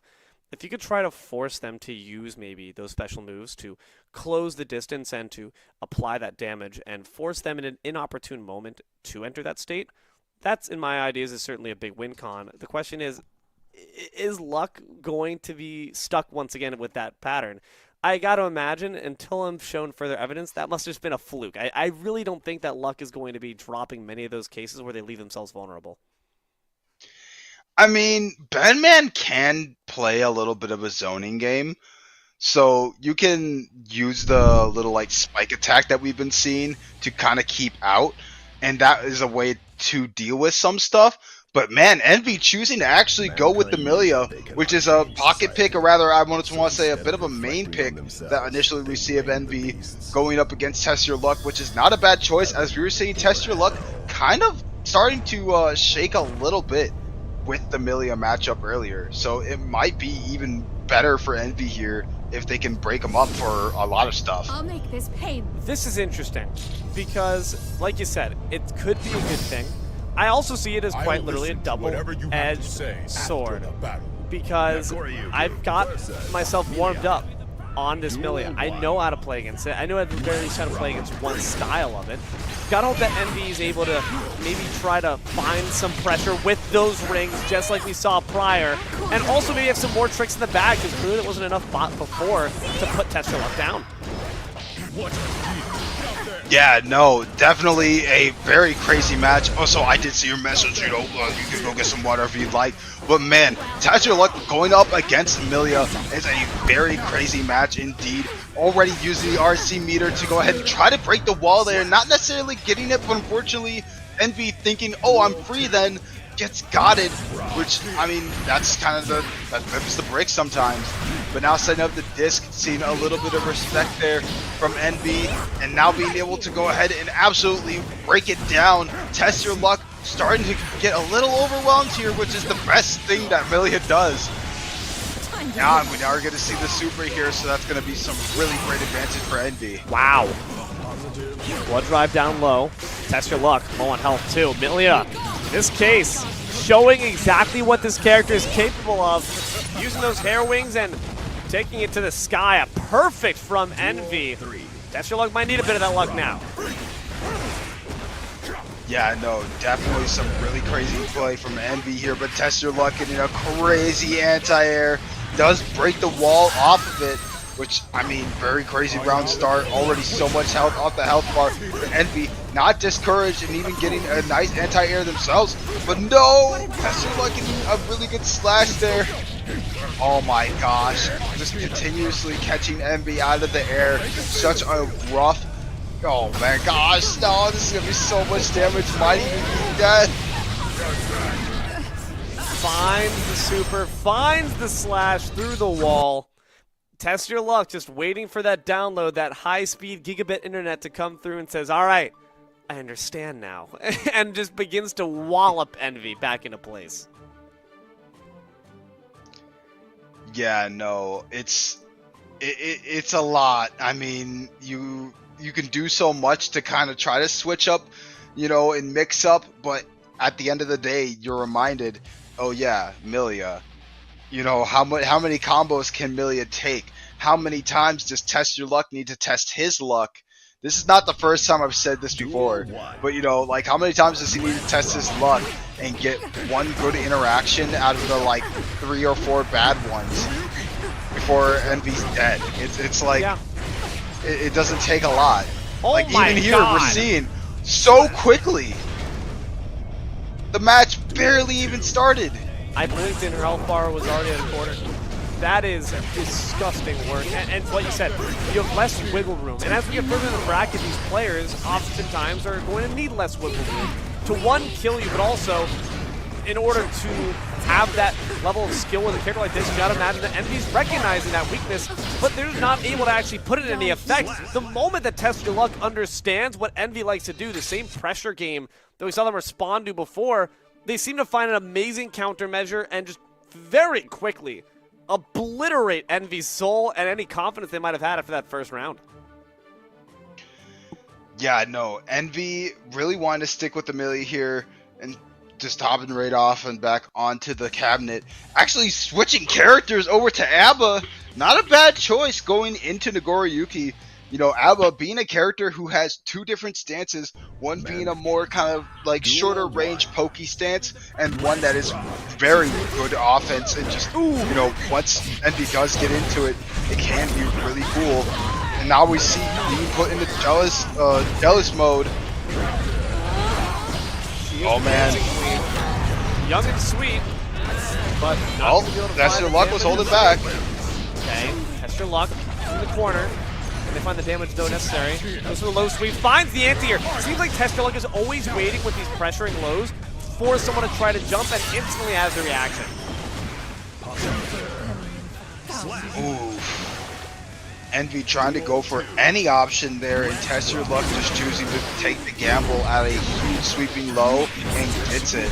But now Test Your Luck getting opened up, giving a chance for Envy to go back into Jealous Rage mode, but unfortunately not having that Jealousy Rage do much of anything as Test Your Luck breaks the wall. Oh, immediately going for the super, does catch the backdash. Okay, backhand, finds the RC.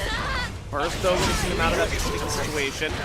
Going to be the PRC as well. The command grab resets that blood drive too, so Test Your Luck's got plenty of room. Yeah, Envy is sitting on a lot of key meter, but unfortunately does not get the chance to really use it because Test Your Luck is staying in their face, which, I mean, it's a really good mode when you go into Jealousy Rage, but man, you got to have a chance to go into that mode, and especially seeming that, you know, Test Your Luck doesn't want to really let Envy continue to do much. It's just going to be really hard to keep doing much. Well, we've seen proper adjustments be made by players prior. we saw when we had the Elfelt come out, it was a character switch.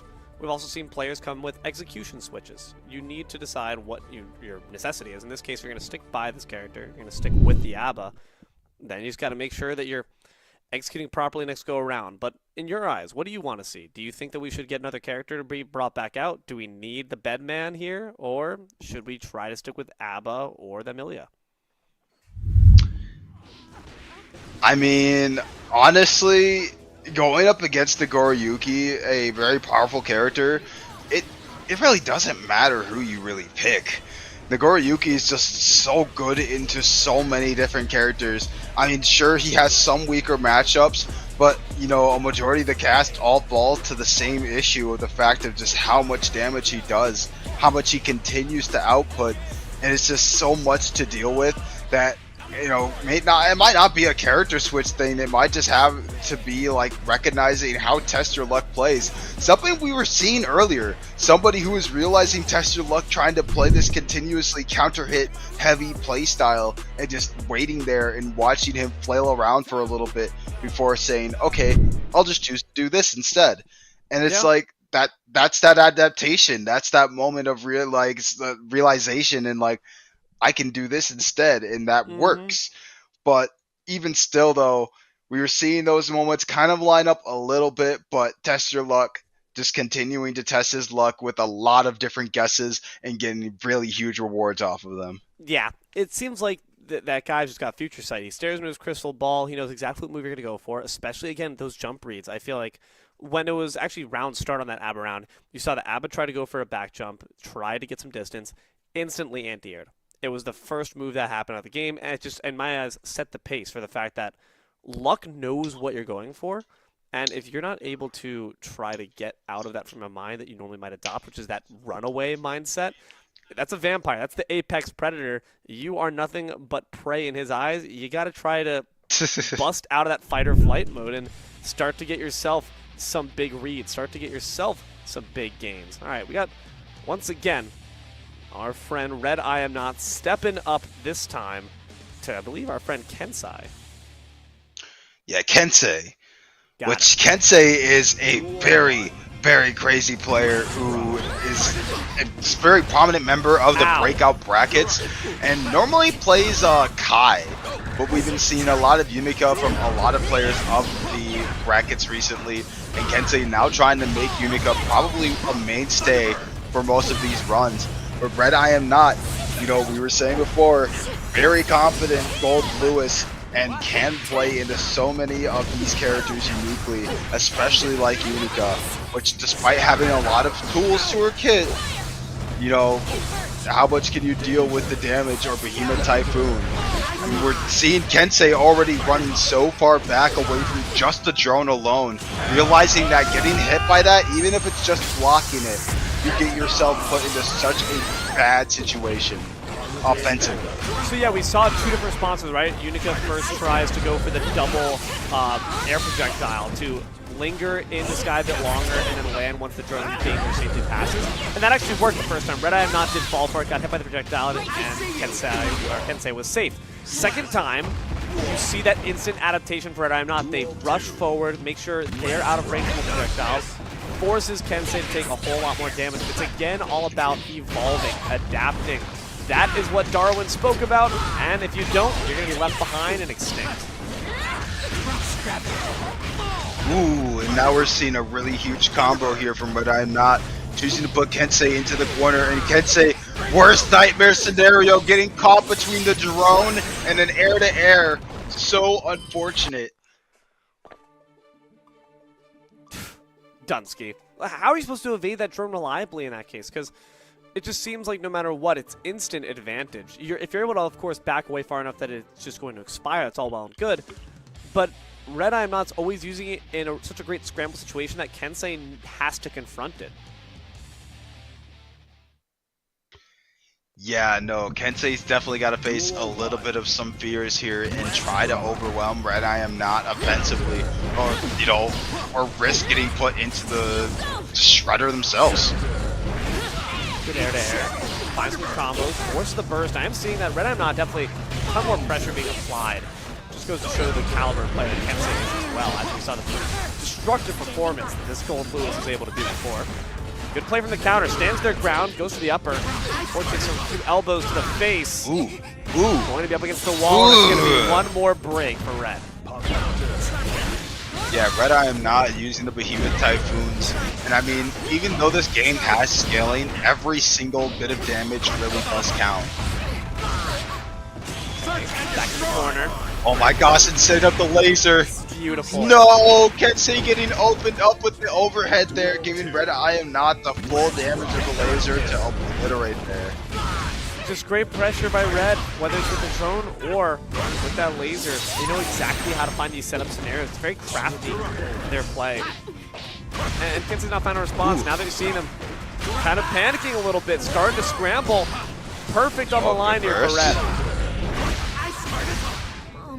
Oh my gosh.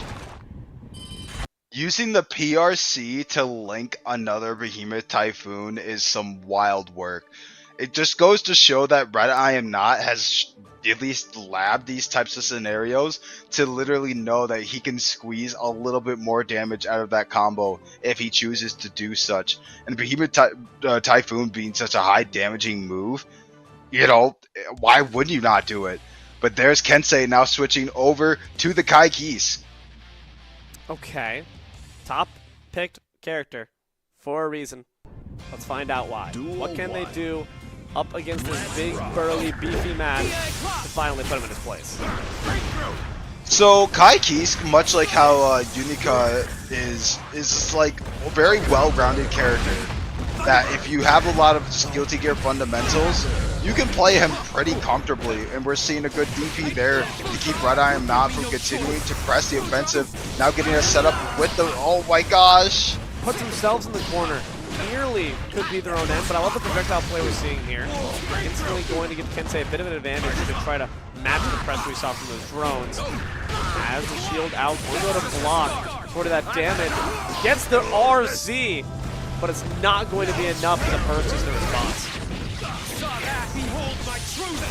Oh my gosh, Kensei now getting so much good pressure here. We're seeing a little bit of respect from Red Eye, not wanting to really get caught up by Kensei here. Which now we're seeing Kensei getting that turn, which is showing exactly why Red Eye did not want to get caught by anything. And this is the advantage that Red Eye now has to respect. But unfortunately, a YRC not doing enough to keep Kensei from getting the Far Slash. Okay, we're starting to see some of that pressure mount. Red Eye am not. Gotta try to find a way to punish this Kai who just has so many quick options to interrupt Gold Lewis. Now it's air-to-airs as well. No matter where Red Eye Not tries to go, they're never really allowed to get these startups off. But now this is the tried and true, the bread and butter up against the wall, that's supercharged. Gonna find a lot of damage and nearly equal to blanket. Yeah, no, Red Eye Am Not is definitely starting to lock it down a lot here. Getting the double Hemo Typhoons in the air. Now having to get the burst out of Kensei. And it does work out so well, but unfortunately not connecting with the aerial attack there. Really scary, but gets a double Hemo Typhoon. Oh my gosh, Red Eye Am Not now a match point. Scary stuff, because in fact we just feel like this Kai just started to really cook. Does get though. Okay, looks in the corner. Use the projectile up close, and takes a long time, very telegraphed. Red Eye Am Not is not going to flinch, and now is responding with a ton of damage. Kensei not being able to burst any of that is some wild work. Red Eye Am Not getting so much good damage there, but now Kensei getting a little bit of a pushback here. Not having any meter to really get an advantage like last time. Even still, Red Eye Am Not trying to close the gap continuously. A little clash from Kensei and the Typhoon. Okay. Now Kensei going and opting for the Dragon install. Almost like this. Could be amazing. Great yellow RC. Not going to be enough though. The burst keeps him in the corner. That gun is certainly a factor to keep in mind. A lot of good ship.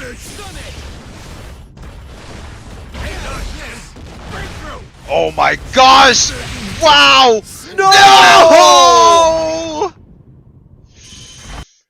Red, I am not just toying with that machine gun, and unfortunately, Kensei exposing himself in the air like that, giving him the opportunity to have him land straight into the stream of bullets. Man, I mean, that's unfortunately the risk that you take when you go and drag an install with Kai, because not only is it the fact, sure, you get a lot of like, you know, new powered up moves and stuff, you have to be at a certain health deficit, meaning that inherently you already need to be low on health. And the fact that, you know, Kensei was that low, Red I Am Not knew that all it really took was that one small stream of bullets to close it out. And unfortunately, after just poking and prodding for it, got it. I should say unfortunately, for Red I Am Not, very fortunately got it. It's like what you said before, just the moment where you give them some distance, you say, oh, surely I can just kind of let them do their own thing. No, you can't. It's a gun. He's got a gun. You gotta. He snuck that thing through security. TSA not doing their job. You gotta watch out. Next game coming up here's Little Hot Dog stepping up against our friend Mike Sapling. Let's see how it goes with this one. Alright, I'll be Mike Saftig. It's Demon Saftig. Oh, my bad. We need that Atheist Exorcist. Get him in here quick.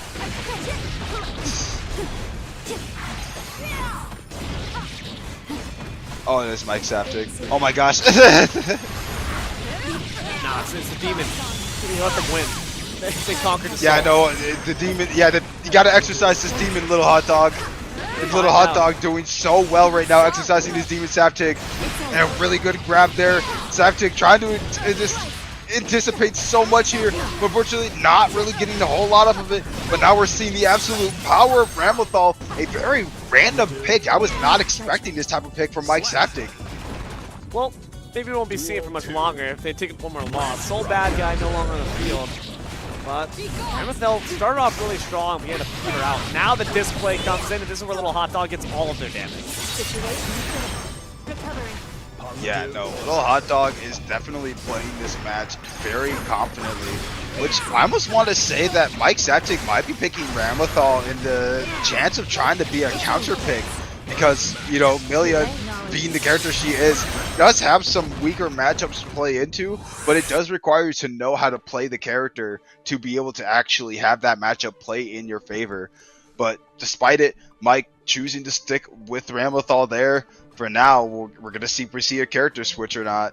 I'm always in favor of only using counter matchups when you actually understand that character well, versus just trying to look for the character to carry you into that matchup, which more often than not I feel like puts you in a bad position. And we saw right there.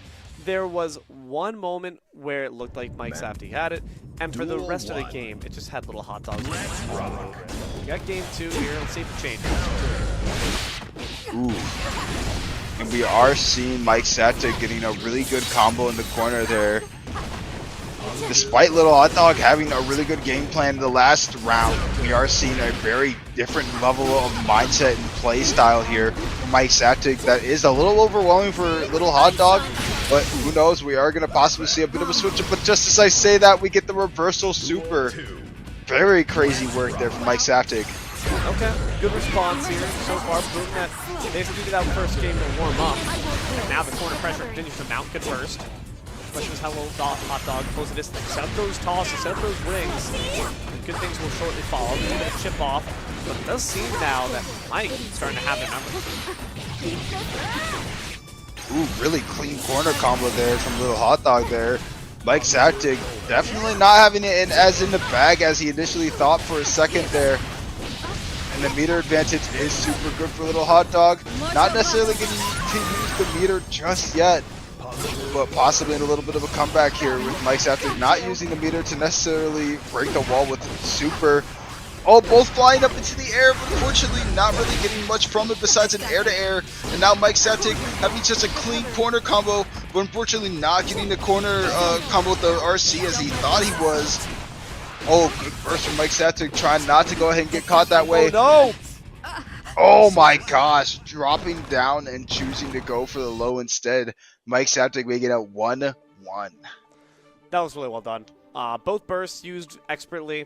The Roman cancel from Little Hot Dog nearly had Mike Saftig dead to rights. But, which is not enough, Mike Saftig responds with a good burst of their own, puts that corner pressure up, and like you said, tries to deceptively go where you might have expected them to go high. No, it's a punch beneath the belt. Little hot dog not expecting it, and they will take their lunch money. 1-1 so far, and anyone's game. Yeah, no, take their lunch money indeed. Which, I mean, Ramlethal is a very powerful character, so seeing her kind of go about this match the way she is, it's not like... It's expected, but at the same time, you know, Milia is not the... It's not the worst match for her to play into. It's just very harsh for her to really get back into her groove once Milia can so easily knock it out as we now... Or not Milia, as Ramlethal can so easily knock it out as we were seeing many uses of the newer move that was added to her in a very recent patch. You know, like, it's so crazy that the players are applicating such crazy amount of things that are brand new to these characters. In terms of what I would see apply, that's not brand new. We saw, in fact, earlier, I want to see Little Hot Dog apply more pressure with the grab game. I feel like Mike is doing a great job of not really being tricked out by all these ring tosses, and we're not seeing much poke be applied at all by the Hot Dog Man. Instead, Mike Safdie coming up all sevens. They're looking to try to switch this one away. Also, it just clicked in my head. It's freaking you, Little Hot Dog. You're the one with the whack stage music. I knew it. I knew it was you. Either way, though, Mike Safdie on the absolute offensive here, and unfortunately, Little Hot Dog not giving the respect to the swords and now getting the wall broken. Well, if you're mad at their music choice, at the very least, they're not having a good time right now. It's not my big karma. BRC. You can find much of a big block string. Little Hot Dog spending so much time in shield. The big bad wolf's going to be able to blow that house right on down. It's a perfect to finish it off. Yeah, no, dust just being thrown into a combo string can be such wild work, especially when you're expecting a low there. And Ramlethal being able to do so much, even given her swords, it's so rough when you're trying to actually get around her pressure. Because sometimes you're thinking, oh, she's going to go for a low or go for a high. Oh, I'm going to get exploded by sword if I choose to press a button. And then, oh, now you're getting grabbed. It's like that level of mix-ups is something that is at Ramlethal's tips once you start to get your opponent into a certain mindset. A Little Hot Dog, not necessarily down for the count just yet. Mike Safdie still choosing to try to take as much advantage of anything right now as he can. I love the way Mike is playing their range. This mid-range game where they are always trying to step out, but weaving in and out of that range for Milia, where it's a bit harder for her to close the distance. Does get the super, follows up with the combo. 15 hits, nothing to slouch at, but that's only going to really even up the odds. Oh my, bruh! Flying all the way over to the corner there. This is going to be a wall break with the sword explosion. Now Mike Safdie in such a good spot. Such a scary spot that we put in though. Little Hot Dog, not necessarily out of it just yet, is going to get a really clean wall break here and is going to use the super meter to break the wall with the super, killing Mike Safdie and giving him a chance at making this a 2-2. Okay, so far, it's been an awfully close one. Little Hot Dog, Mike Safdie. This counter pick though, I've got to say, eating my own words, it's been really successful for Mike so far, but now the pressure's starting to mount from Little Hot Dog's side. Maybe they can get the reads, they can understand what a whiff plan is, but big whiff forces big damage on back, and now it's about even on up with that wall break. That was definitely such a dastardly whiff there, doing so much damage, and now Mike Safdie having the advantage there. Oh no! Oh, tried to use the YRC to get away from Mike Safdie, not necessarily far away enough to have it actually affect anything, but despite it, Little Hot Dog turning the tides just as quickly. Not necessarily over just yet. So close. Burst is up for Mike. Gonna be needed to use it in the right moment, but having such little help, but can you even find that right time? What a good air grab! Wow.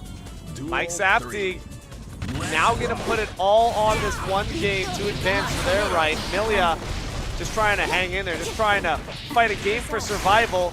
It's in the corner, has the ring.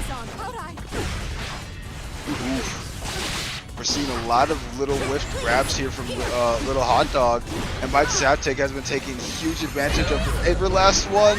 But even despite it though, Little Hot Dog not getting to take advantage of there is going to be able to turn it around and now have such huge health deficit. Gets the disc out, Mike Satic still respecting it and is using the PRC to keep the pressure going. Oh, tries to run up with the grab, but unfortunately gets immediately pressed on. Mike Satic having such a huge combo all the way over to the wall. That is not the game, Ramlethal. You are a liar. Great but air grab. man, Hot Dog just not, oh my gosh. Not being able to be in the air at all here is such a huge disadvantage for Ramlethal. Oh my gosh, but getting caught out of the air. Mike Satic having to deal with the disc and not respecting it. Oh my gosh. Wow. It's Anyone's literally game. so close. One burst, but a PRC is going to be the first one. And No! the combat! Mike, from death's door, manages to pull victory from the Jaws defeat.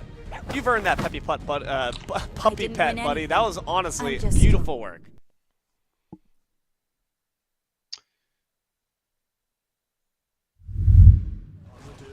What's the hitbox on that explosion?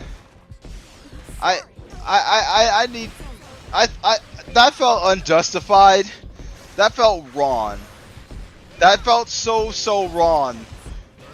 Little Hot Dog was playing with such good patience, such good anticipation, and unfortunately, at the very end there, Mike Saftig getting the explosion from the sword and allowing for the pickup combo.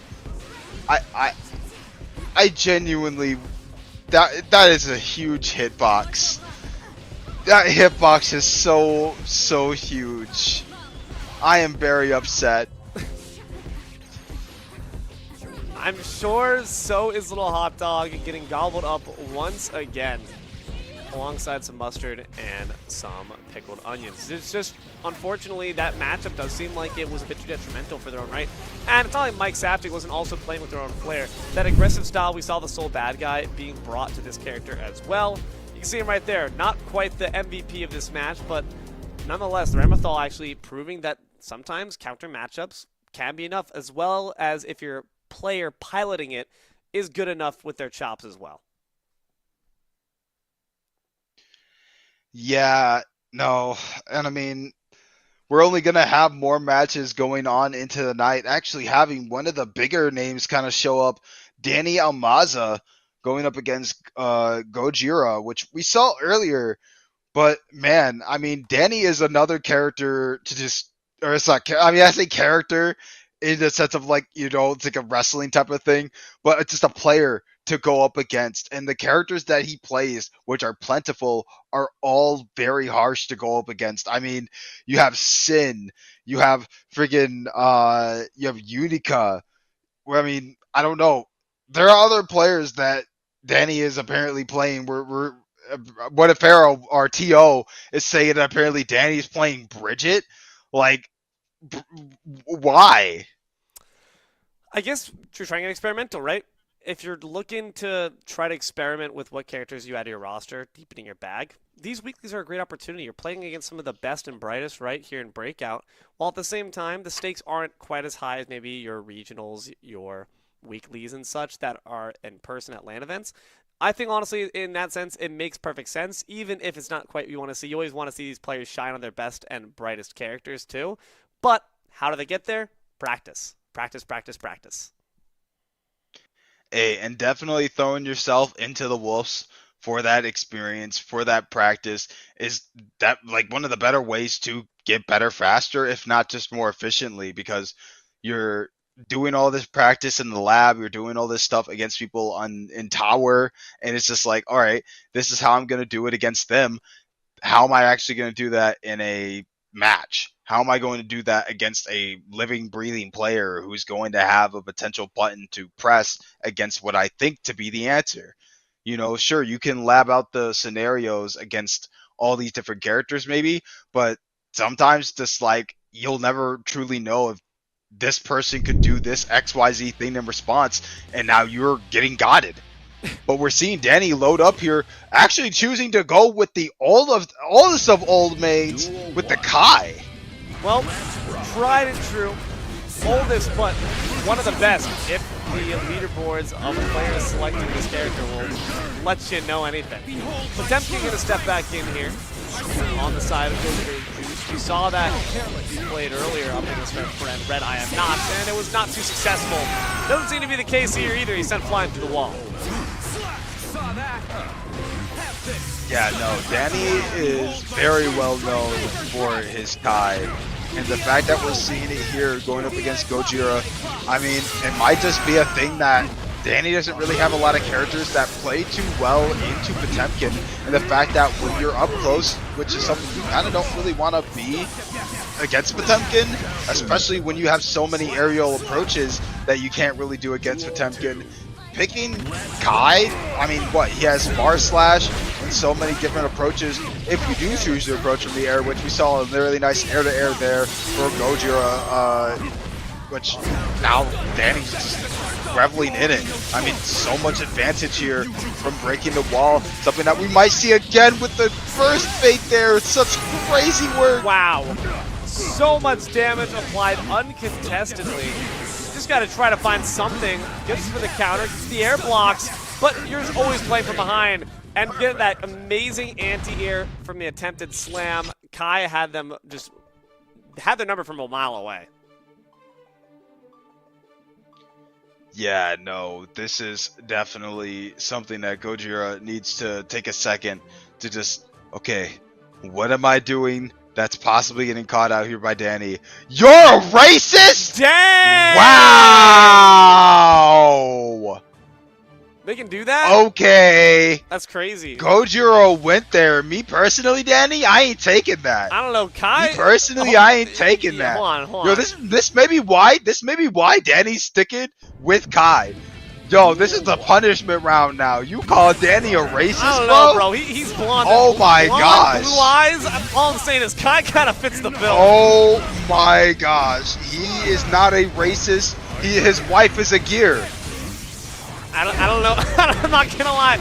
I don't know enough about the lore. I can say what that means. He's part dragon, I guess, but maybe he's like just. I feel like he'd be used to that. I feel like Kai's low key.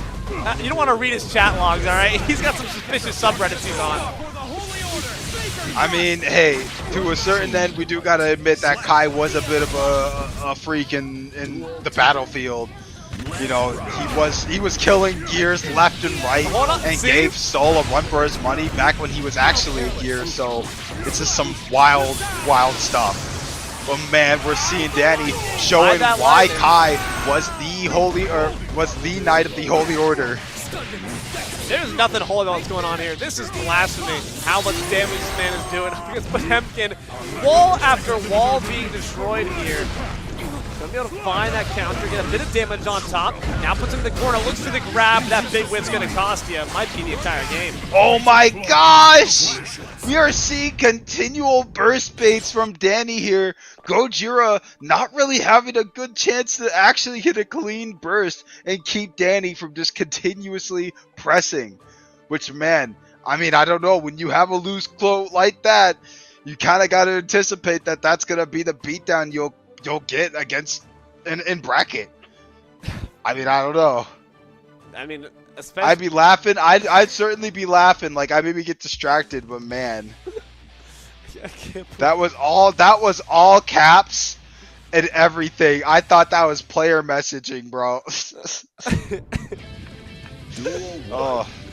That's so funny, man. I can't believe. I mean, that just goes to show that you got to be careful about who you try to cancel. Kai Kisuke, very much against cancel culture, says, if you try to cancel me, I'll cancel your entire life. Cancel your entire health bar. One more wall break incoming.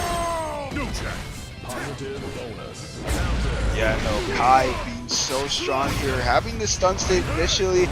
Oh my gosh, and Denny having the blocks on the hammer dodge or hammer something. Regardless, when he does that base slam, if you do a back block, you get block broken, and if you don't get hit by it, you get knocked down. And both scenarios allow for a little bit of an approach there, but even still, good dragon install here from Danny, who's choosing to use it against Gojira.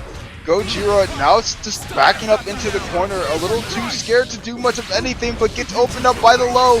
Danny going for the combo, but Gojira using the burst there and not getting burst baited, but Danny not jumping as Gojira anticipated, which, yeah, I mean, hey, I implore the try. We're gonna plot it all we want. It's still not going to result in all too much. Donnie just not felt like they're in any trouble. El Maza está comiéndolo como el maíz. He's just absolutely eating this man up and leaving no crumbs. Potemkin on their last legs in their last game.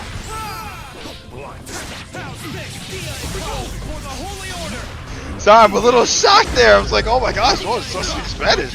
But yeah, no, definitely ate him up like a piece meal. Man, Gojira having to find so many different spaces for air and Danny being right there to push him back under. Such a rough match there. Clean sweep. You can't say anything else other than Danny is clean with it. That was absolutely beautiful. Get your popcorn out. Get your soda. It's going to be some cinema if you're watching Danny in the booth. I mean, you're just looking at all this pressure. It's going to just be a highlight reel. Add this all to your clip content, buddy, because that Potemkin was getting juggled like a volleyball. Oof. Yeah, no, the burst baits that we were seeing here continuously from Danny are just so devilish, man. I mean, that's kind of just when Kai gets into a certain spot, getting burst baited is so damaging, because not only do you either one get set up into the corner, but then you can either two get put into the corner for then even more crazy pressure setups. I mean, you gotta be careful where you burst, and especially when it comes to the player, how you burst against them, because if they catch onto your patterns, they can just literally look at that and be like, okay, well, if you're gonna burst here, I'm just not gonna press this and not do this combo, and you're gonna fall right into it. Pattern and adaptation, two links in the chain that form a good player and separate them from a great player. We're going to be seeing more of that action shortly, but not before a short little break. So don't you dare go anywhere. More Breakout Series action after this. Why you crazy? Why you keep feeding the beast? Now that you open the cage,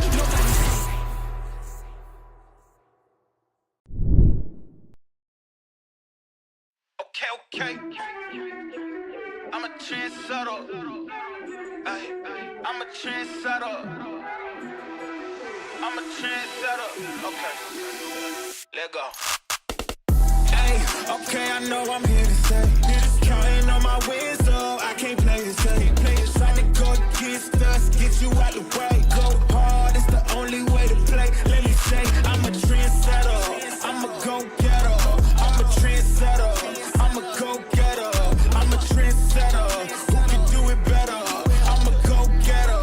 I'm a trendsetter. Hey, look, they keep calling me, could you ride this beat, look proud of me? Okay, it ain't no problem, see, I can mold this thing like pottery, Better than I'ma bet on myself. And before the top, and I don't need your help. We set the tempo, we run this thing as simple. Let's go. Boy, I'm locked in. Know your place, I'm top 10. And all my haters watching, so you know I keep on clocking. Let's go. Time, my whole style of go. Mine, take my place, I hold mine. Run up, then it's go time. It's show time. Whoa. Yeah, they know I'm the one that set the trends, y'all. Tell them tenfold, I'm gonna change the tempo. Okay. Tell them I can't play it safe. Got more wins on the way. Gotta show them how to do it. Man, my team making plays. Okay, your team better play off. Sleeping on me, wake up. Too easy just to lay off. Okay, tell me who you know can do it better. I know, they know, we know I'm a trendsetter. Hey, okay, I know I'm here to stay.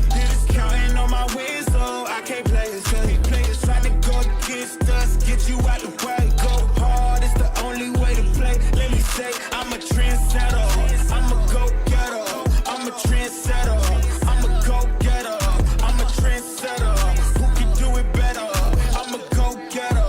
I'm a trendsetter. Hey, look, told them I would elevate, now watch me go up. Critics acting up confused, they can watch me blow up. Knew I had it in the bag, I just had to show up. Shot it going outside, got no plans to slow up. Okay, mama said I'd make it, then I know that she ain't never lie. Said they need a double, still they lost, cause they ain't hit my line. Whoa, it's my time on the dot, gotta shine, let them watch, cause we gaming for the top, this a bop, whoa.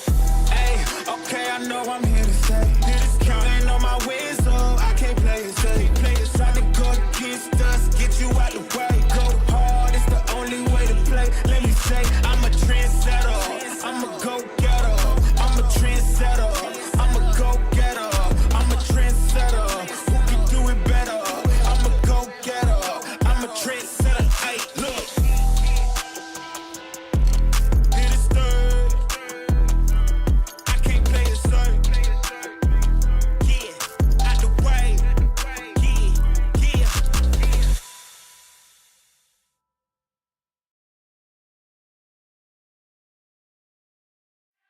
I don't feel right unless the odds against me.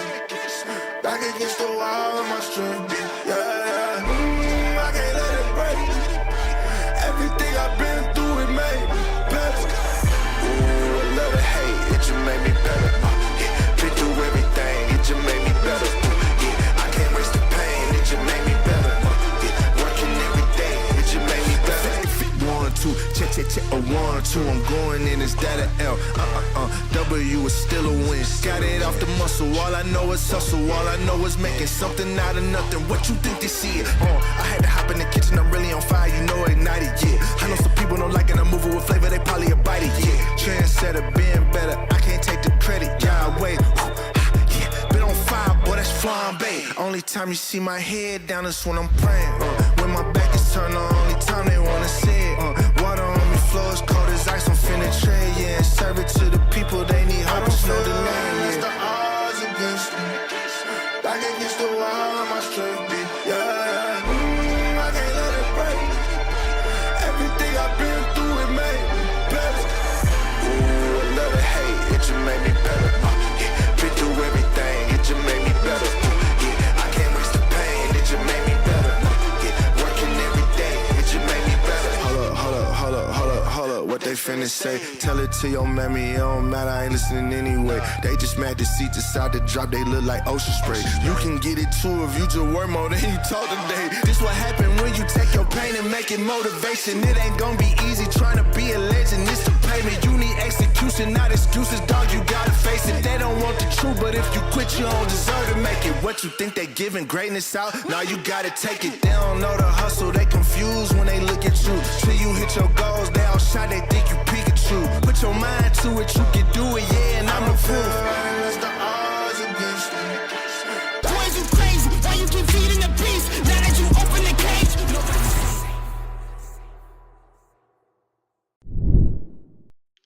What is up, people? Hope you did not dial off of the channel as we are back with some more Guilty Gear Breakout, which, man, we were seeing some very crazy, or just absolutely crazy, it's astonishing matches even. I was trying to think of a different word than crazy, because crazy cannot even begin to describe the insanity that we have been just seeing from these matches today. It's been a lot of character switch-ups. It's been a lot of intrigue in terms of who's been stepping up. Test Your Luck and Red are the top that you see right there, and that does not surprise me one bit. Those two are exactly the ones that, might I say, I called out as being the match I'm looking forward to. So check that out, Winners Finals. Meanwhile, on the bottom, and where we're going to be going up to next, it's going to be that match between Kensei and Mike Safety. And we've seen some variation in what Mike's willing to play. Curious how they're going to step up and see which character they decide to slot in these losers' quarters. Yeah, no, I mean, there's a lot of different choices, and seeing how Danny's actually choosing to stick with Kai there, we saw initially for the little character portrait, oh, it's Unica, or, you know, it could be even, like I said, Sin, but choosing to go back to a very old reliable, not a bad choice, but, you know, it does kind of make it a bit confusing as to who's going to be picked for what matches. And I mean, for especially the Kensei Mike Safting, I mean, there's literally two different characters that Kensei already right off the bat plays. So I don't even know how to really put my finger on it from just the get. It really could be either or. Yeah, there's a lot of options here. We do see, indeed, those player portraits reveal. It's going to be that Kai up against, once again, returning. Despite the fact that you don't have that counter matchup in theory, at the very least. So, I don't know. How do you think Ramathal does up against Kai Kisuke? I mean, Ramathal overall is a pretty decent character, but against Kai specifically, she might do it a little bit better, but almost overall kind of even, especially just given the fact that Kai does have a DP, does have a projectile, so, you know, it's not necessarily the fact that there isn't a means of range or a means of, you know, kind of playing it from further away or up close. It can be either or way. We're seeing that with Kensei here, who's now, you know, just kind of playing really well. And this is Kensei once more being one of the, you know, better Kai players of the bracket. As you're saying, one of the higher picked characters, but out of the foray being one of the just kind of just really solid Kai players. Even has won breakout I think a few times now. So you know, he's just such a solid player overall. But man, just being a solid player to the last. Ooh. Between the two, as Kensei is now second on the same character we just saw shortly ago, Danny plays so well as well. And what I'm noticing in particular is the way that they use their normals, I think. They rely on those a bit more rather than, I feel like Danny Masa leads in a bit more, especially when we saw the overhead kicks, we saw them using a lot of that anti-air as well. Not that we're not seeing Kensei use a good amount of their toolbox, but it does go to show that there are different ways you can play these characters. Gets that amazing RC in the sky and finishes the job down on the ground. Buries Mike Safdie 6 feet under, taking that first round quite efficiently. All gap, by the way. That is a Boehner win quote. But man, Mike Safdie just, I mean, how much can you really do against Kai when Kai is such a solid character? But now Mike taking a step back there, possibly a character switch. Oh my gosh! What is going on? Is Mike? Is Mike literally trying to like just troll around right now? I genuinely don't know what the game plan for Mike Safdie is here. But choosing to make it a mirror is going to be a very interesting match here for Kensei, who's probably not privy to this. Because playing mirrors is one of the best ways to kind of learn how to play your character. Seeing the habits of another person using the same toolkit as you, it can be like just eye-opening. But man, Mike Safdie might have to pick up a trick or two from Kensei, which Kensei's gonna have to pull out a lot of tricks here out of the book. But even still, like I said, both characters being very solid choices, and Mike Safdie playing the I almost want to say more aggressive alternative of this very kind of like yin-yang duo of Kai and Soul. So it's just like, it's fun, but I don't know. It is interesting that he decides to go up with their own Kai rather than playing a Soul Bad Guy that we know that they're very capable on. Manages to find that last poke actually. So Mike Safdie kind of saying, hey, anything you can do, I can do better. I can do anything better than you. This character is sweet. You're easy. You're baby chops. Hey, I mean, I don't know. Mike Safdie is certainly making a bit of a spectacle. Oh my gosh, what a clean first bait there. And now we're seeing Kensei definitely feeling a little cracked up here and getting guided by even so little small poke. Okay. First comes back in the corner, gets the overhead kick as well. Wall break in response, no. Goes for the dragon install instead, and that's going to go and forces him right through. 8-man combo, and also has that buff. Yeah, no, starting out the Dragon stall with advantage there immediately. Oh, but Mike Safdie trying to PRC in with the grab, but unfortunately not getting it. And now Kensei using the Wild Assault.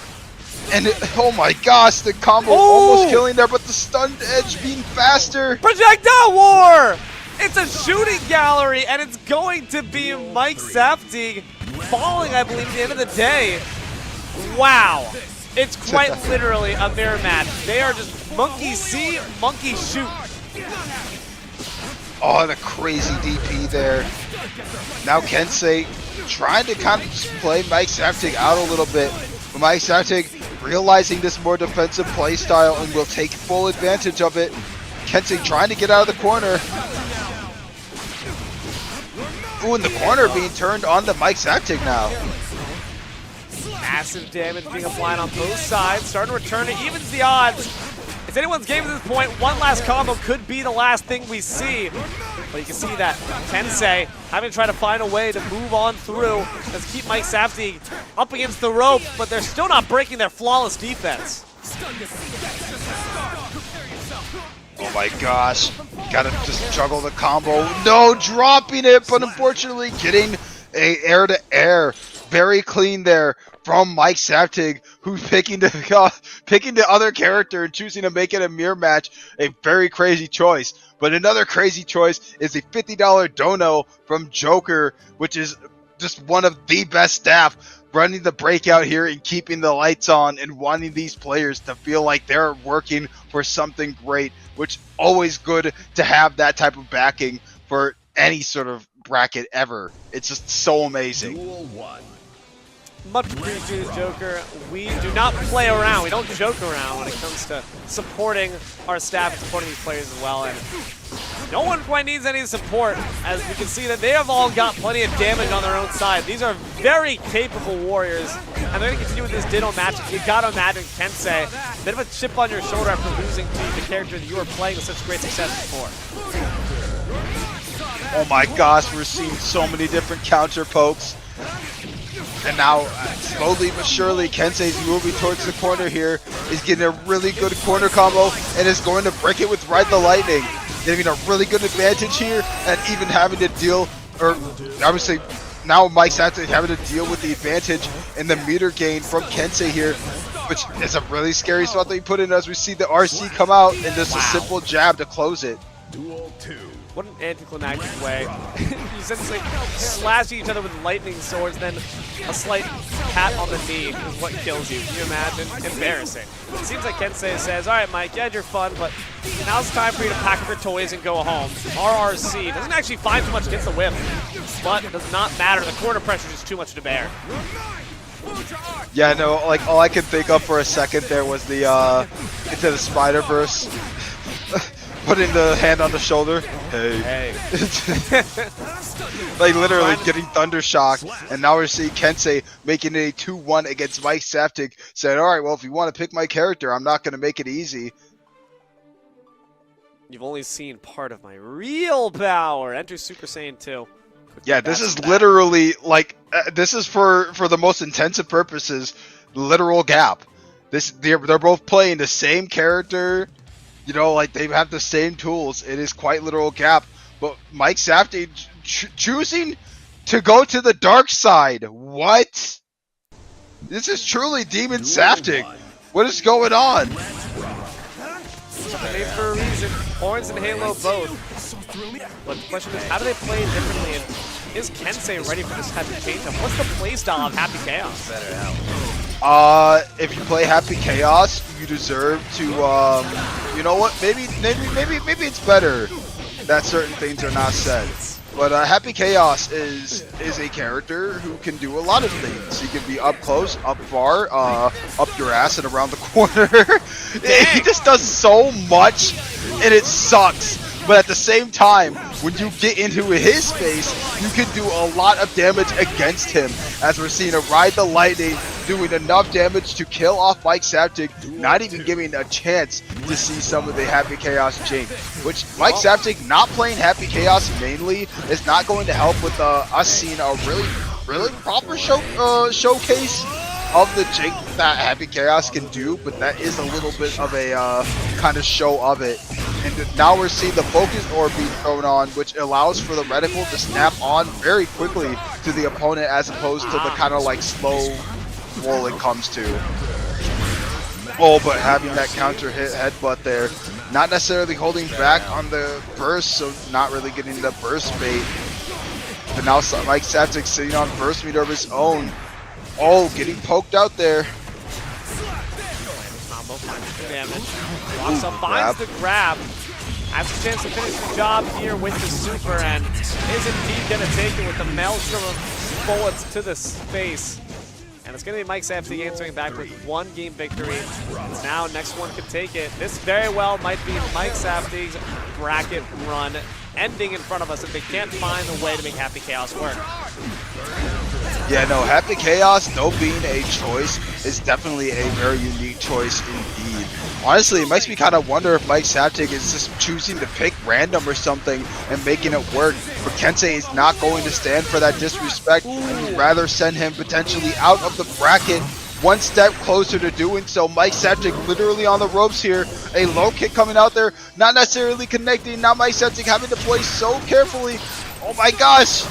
Ooh, okay, nice low block on that projectile. PRC close the gap, and one last slash cuts down Mike Saptic's chances in this bracket. Their run's been cut to shreds. Yeah, no, very odd run from Mike Saptic this time around. I don't know if it was necessarily like seeing the lower, you know, count of people and just saying, all right, I'm not going to play as hard, or just, you know, like I said, picking random and choosing to rock with it. who knows? Either or option, not really allowing for Mike Saptic to show just as much power as he usually does. And I mean, even still, Kensei playing so well there, and despite having to be put into a mirror match situation, taking advantage of the fact that Mike Saptic was trying to do this. And as we saw there, this trade between the stun edges back and forth, one being in, the devil trigger form, and the other one not. So one being infinitely faster and being able to catch it.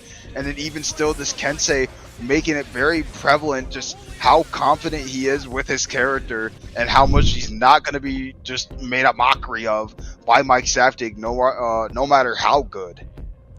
So it's next going to be up Envy, I believe, up against Danny El Masa, and we just saw how effective a good Kai can be. And before we even saw how effective Kensei's Kai can be, we saw how effective Danny was already on the character. So continuing down the bracket, Envy's a bit of a question mark in terms of what they played. We saw them start with the Bedman, have not seen it return since that pool stage.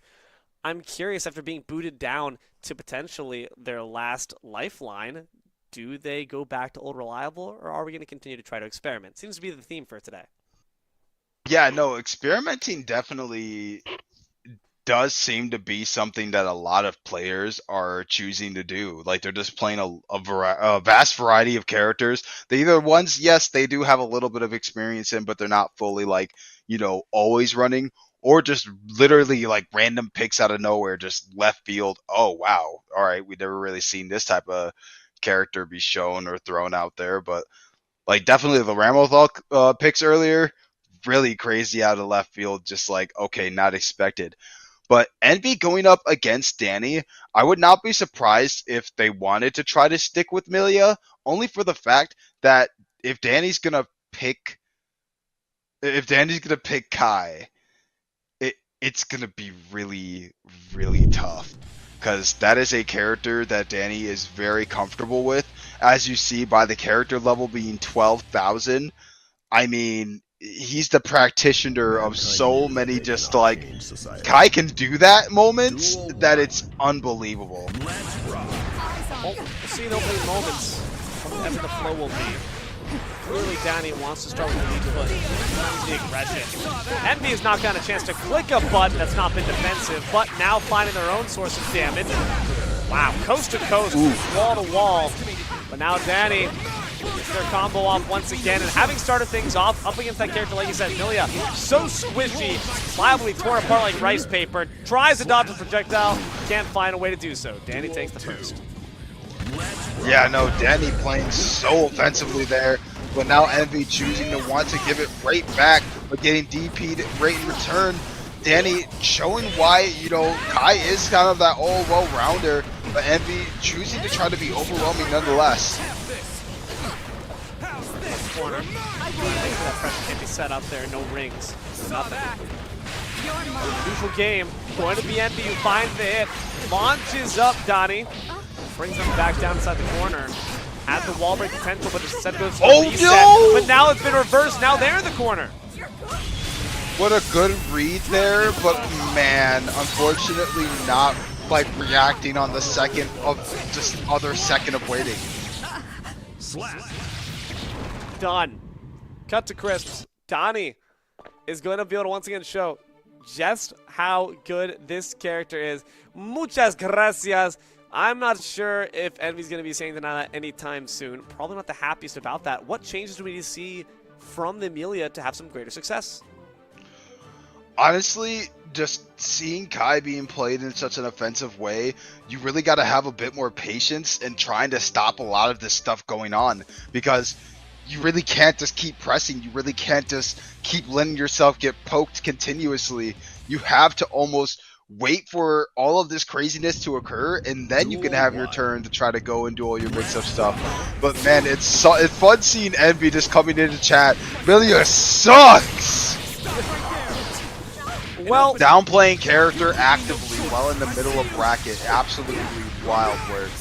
Yeah, I'm not sure if Milia's gonna really be thinking for it. Maybe you want to have a bit more faith in your maid. Good ring set up. Yeah. Finds the cross up, puts him in the corner too. Yeah, we're seeing a little bit of that patience just being shown, and just as it is, it's allowing for a lot more windows to be opened up here. And Envy despite being dominated so heavily before, is now making such a huge and prevalent comeback now. Oh, but Danny, despite being at such a huge health deficit, no, is gonna get gotted. Yep, get bit, and I don't want to hear you say Amelia sucks ever again, Envy. Instantly finds good win. Maybe, I don't know, just like negging the character is what you need to do. Just insult her a little bit, and then she'll really start to get a bit better. I don't know. Bringing out that first round, Danny seems so convincing. Envy, he tries to silence the doubters.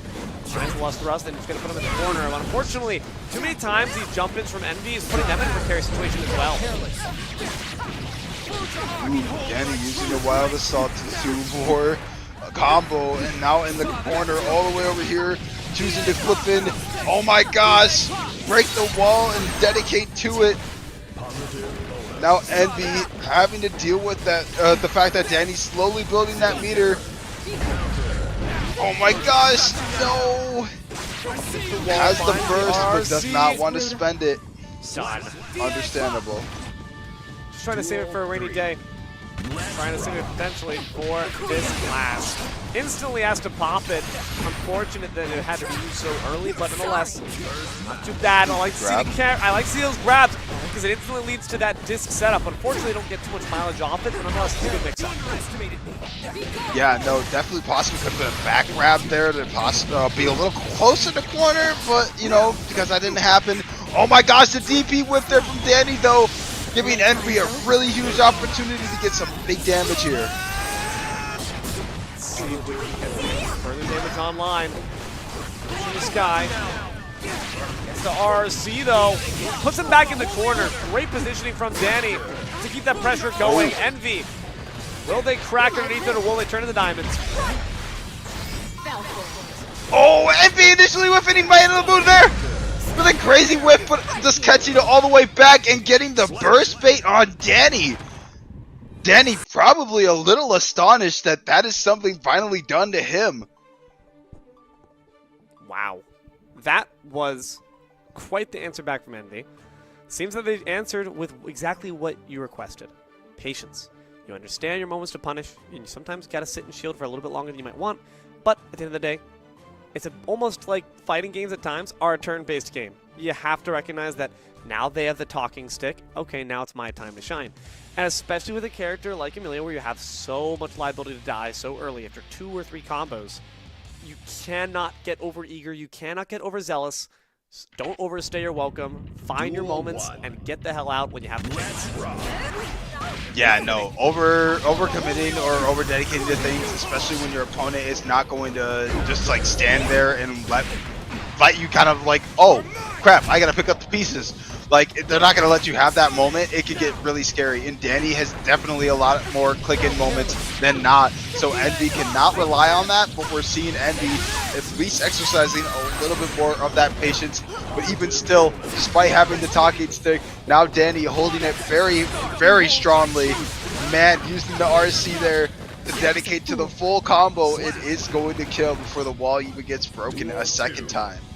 It just feels like Guilty Gear, from what I'm understanding, it's a game of statements. And ever a time that someone gets the upper hand, it's instantly balanced by this cosmic scales of justice with a destructive match from the other side. Danny did not appreciate having gone down a full round and is instead deciding to brutally punish Envy for that transgression.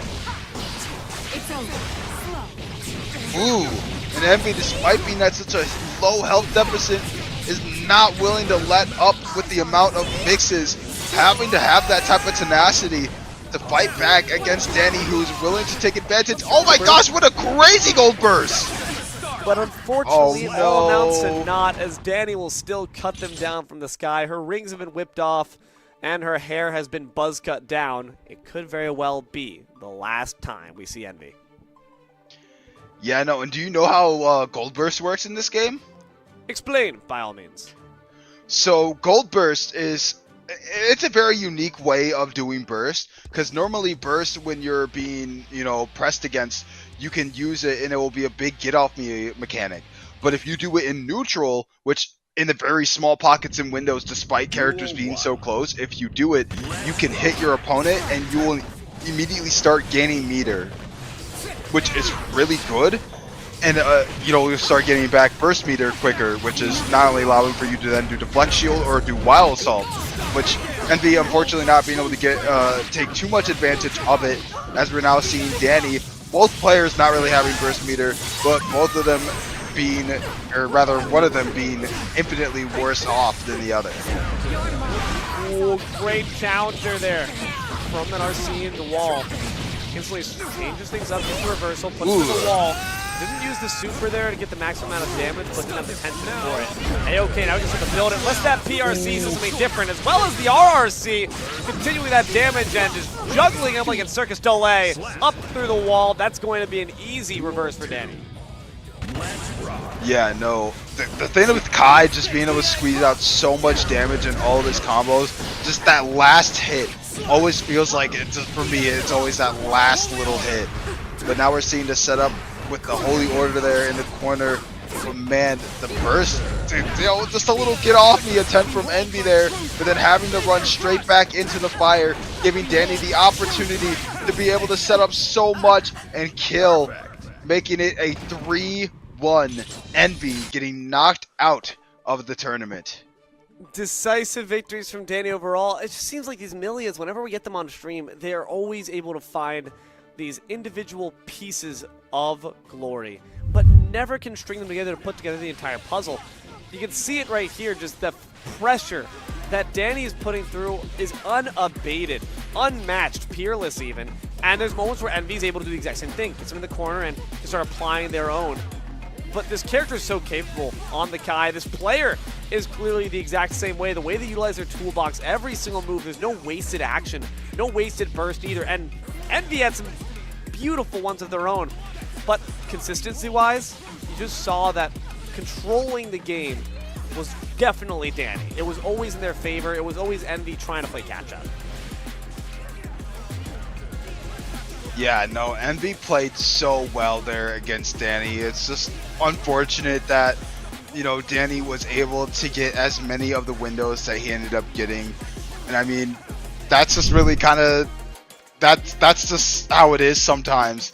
In this game, you can have so many different counter plans that you start to come up with, but it still just only takes those few interactions, those few, you know, pokes, those few combos to be enough to end it all. And I mean, hey, certain characters do it way quicker than the others. I mean, like, damage is really big in this game, and you know, if your character doesn't do a whole lot of damage, you'll know, but if they do, they really do. And we have two powerhouse characters coming up that are notorious for the amount of damage that they can output. This is the one that I wanted to see. Winners finals. Test your luck. Red I Am Not. Two big boys that are just going to swing at you. Well, with the exception of Red I'm Not, does have that gun in the back pocket should they need that projectile as a clinch option. It's been really useful as well. This matchup, what should we expect? What should we hope for? What should we fear? Well, I guess I always want to say we don't really get a chance to speculate as we go straight in. For Nagoriyuki, you want to kind of fear the fact that Gold Lewis is very, like, I can be everywhere technically character. And Gold Lewis, fear if you aren't winning. I don't know. There's not a lot of fear. So far, Tesla might be trying to give you something to be scared of. Starts things off with pretty solid damage. The drone, that's what I'm curious about. You find the phase through, ends up using that dash to just go right past it. But I'm expecting Red I'm Not to have a countermeasure next time around we see that drone come out. Look to see what Red I'm Not does in response. We'll find out right here. You can see that it's going to be the back dash. It's test your luck, making sure not to deal with those tools the same way twice. Oh, really good grab there from Test Your Luck.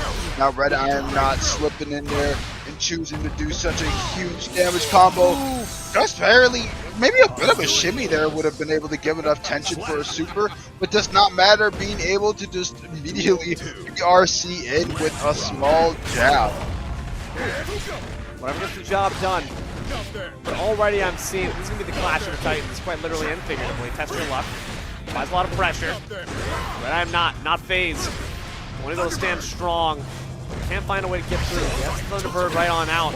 Instantly, though, that dash. I love how Test Your Luck is mixing up their ways of circumventing that drone. Yeah, no, Red I Am Not kind of showing a little bit of matchup knowledge there. So Nagoriyuki has a lot of different ways to get in on his opponent, and one of the ways that he can get in is through a command grab, where if he gets you, you lose a little bit of your blood and whatnot. But we saw Red I Am Not, as he was blocking that pressure, just jumping back and blocking more of it. Really great recognition there that that could be a possible, you know, thing to be explored if it's not watched. I mean, it's just going to continue to be an absolute slaughterfest. Can we get Test Your Luck to show that they've got some skills to back that name up? I'm sure that they're going to at the very least see one round win. It's just a matter of when. But continuing to move on forward, this Barbarian Vampire Raider keeping on, finding some good damage to start, but the question is his staying power. Ooh, and here we see the Joan come out, but using the White Wild Assault to go through it. Really great choice there from Test Your Luck, who is now in the corner, getting thrown right back into it. Man, such crazy stuff now that Gold Lewis can do. Oh no! Oh, and here comes the gun. Test Your Luck being forced to just block all of it. Oh no! The blood drive pops at just the worst time. He's running right into a corner. And we're going to drive your attention real quick as well to the match arena. Check it out, guys. 11 codes still left on the mark. Anyone watching this stream, by no means should you just be sitting by idly while this codes just grab up, just like we see Red I Am Not grabbing up all this free damage on Test Your Luck. But make sure to check out those codes in the match arena. And make sure to check out Red I Am Not just absolutely bullying this poor vampire. Must be Team Jacob.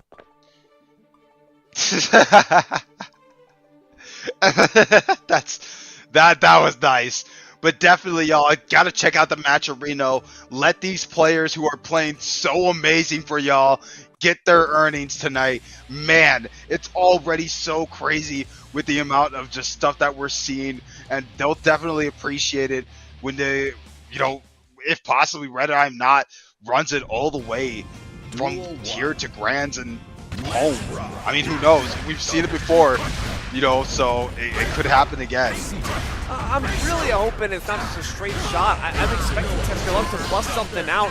Gets a good counter at the very least off the burst. But look how much blood drive they've built up with no results, and they're never able to close the difference to find that command grab. Instead, they're just getting absolutely smacked up. A great perfect to start things off.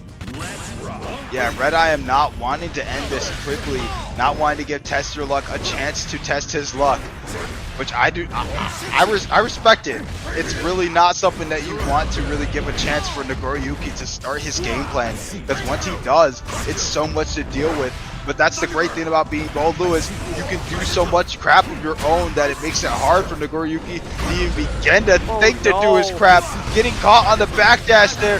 Red I Am Not getting hit with the deflect shield, but even still, now Test Your Luck not having the burst meter anymore to do anything with it, but still having his turn just for a little bit, and it is working out pretty well here. But the blood drive is about to be activated. Luckily manages to finish things off just before it popped. 1-1. Could very well be Test Your Luck's last showing here on the winner's side of bracket. Apparently see you've got that airbag to allow you to go to lose it, but we know that Test Your Luck wants to soar all the way to Grands on the side of the Dubs. Ooh, opened up by the dust there. Test Your Luck making some really good headway. Possibly going to make this a 2-1, who knows? Nice. And a 2-1 made it indeed. I don't know who I said who knows. We definitely knows now. Red I Am Not taking their first round loss, if I'm not mistaken, of the entire series. No, they did have that one up against the Elfet. So, Test Your Luck manages to shake up the board just a little bit. Worth noting, Red I Am Not really didn't have the chance to find those setups that they benefit so much from of those Thunderbirds. We didn't see a single drone come out from those last couple rounds because Test Your Luck was applying that pressure so well. So Red I Am Not needs to try to find a bit more space. I feel like that's where they do their best work, is forcing those scramble situations and the instincts from Test Your Luck to see how they can evade with these extra obstacles. But still, starting off with the pressure, Test Your Luck's not going to give you a chance. Oof, but not giving any chances too is Red I Am Not catching Test Your Luck and just knocking him into the corner immediately. Such huge amounts of damage to follow and tail. Man, you gotta be careful. Duel 2. Test your luck to get off one more victory. Show it wasn't just a fluke. Make it a pattern instead. Blood Drive, not even close to full, so you got plenty of damage you can still bring out. But that Thunderbird, once it flies through, the damage starts to soar. You can see it through that super, right through the wall.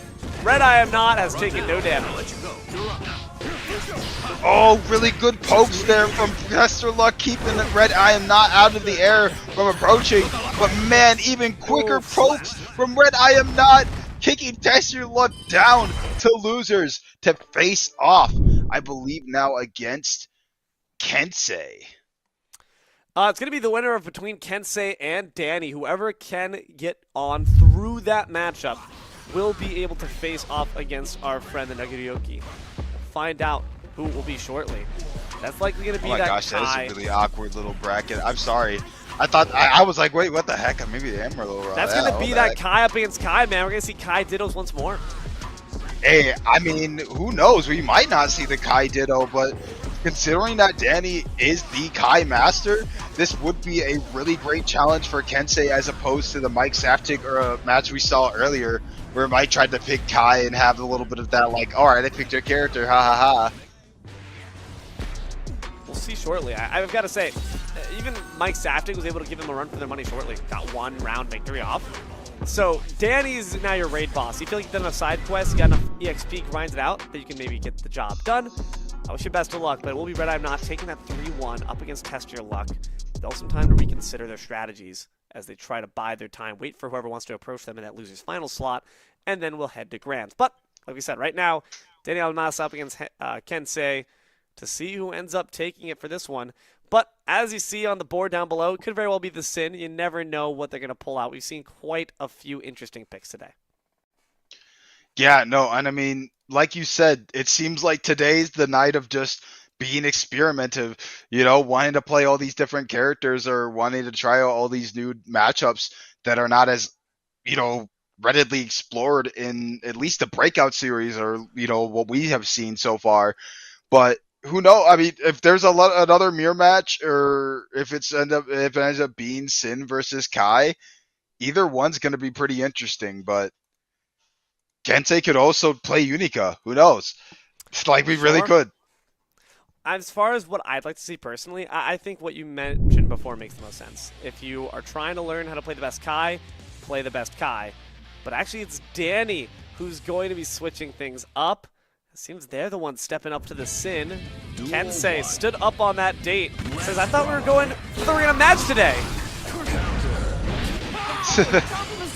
Yeah, unfortunately, not being able to learn any new tricks or possibly relive old tricks from Danny here, making it a father versus son match.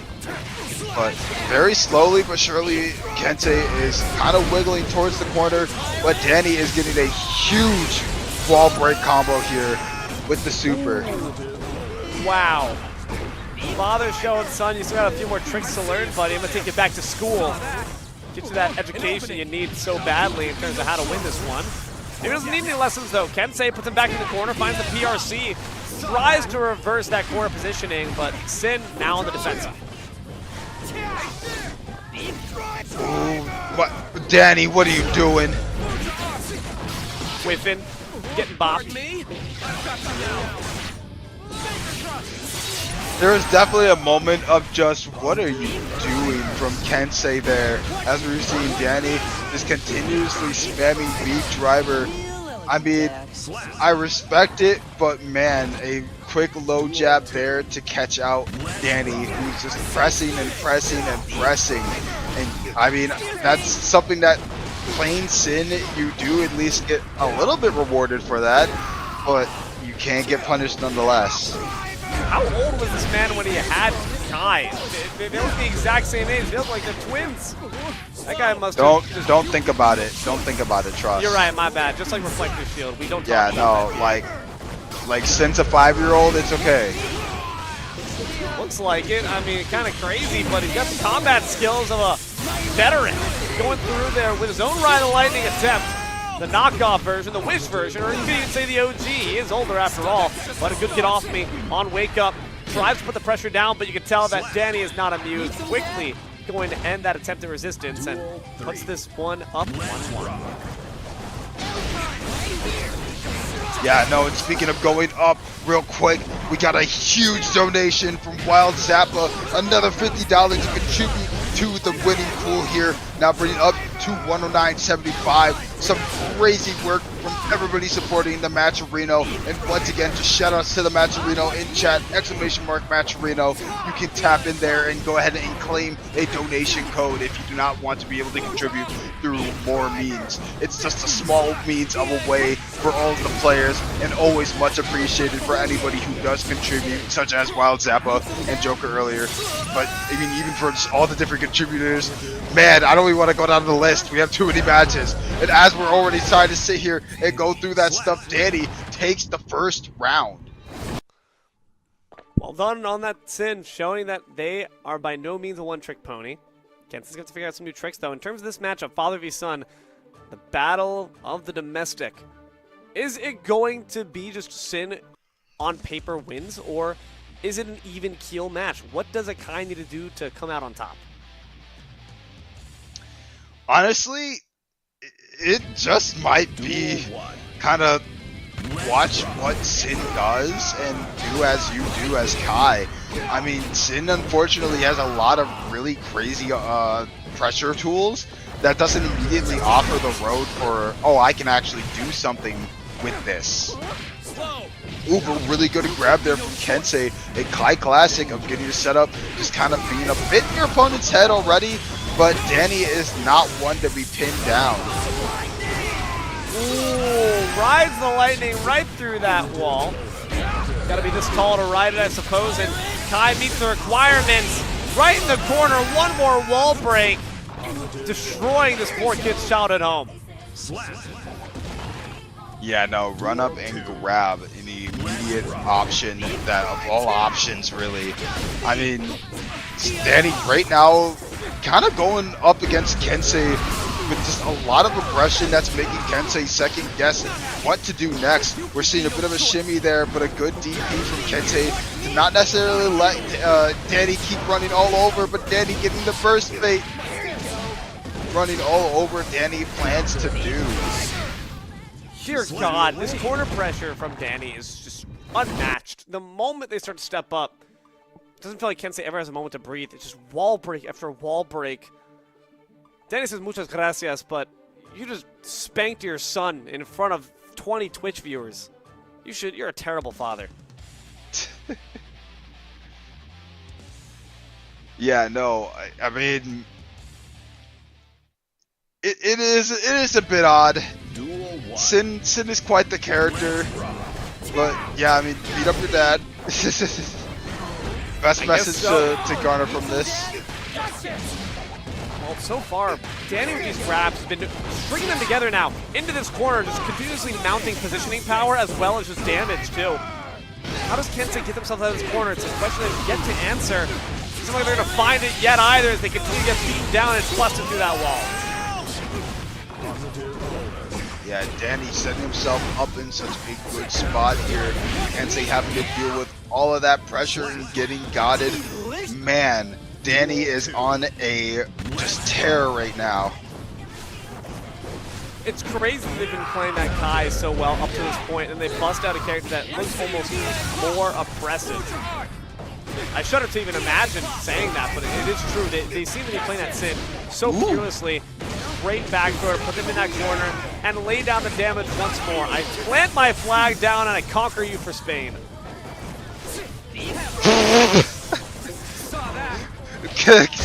Sin loves Spain. That is my favorite headcanon now. I'm going to live with that forever.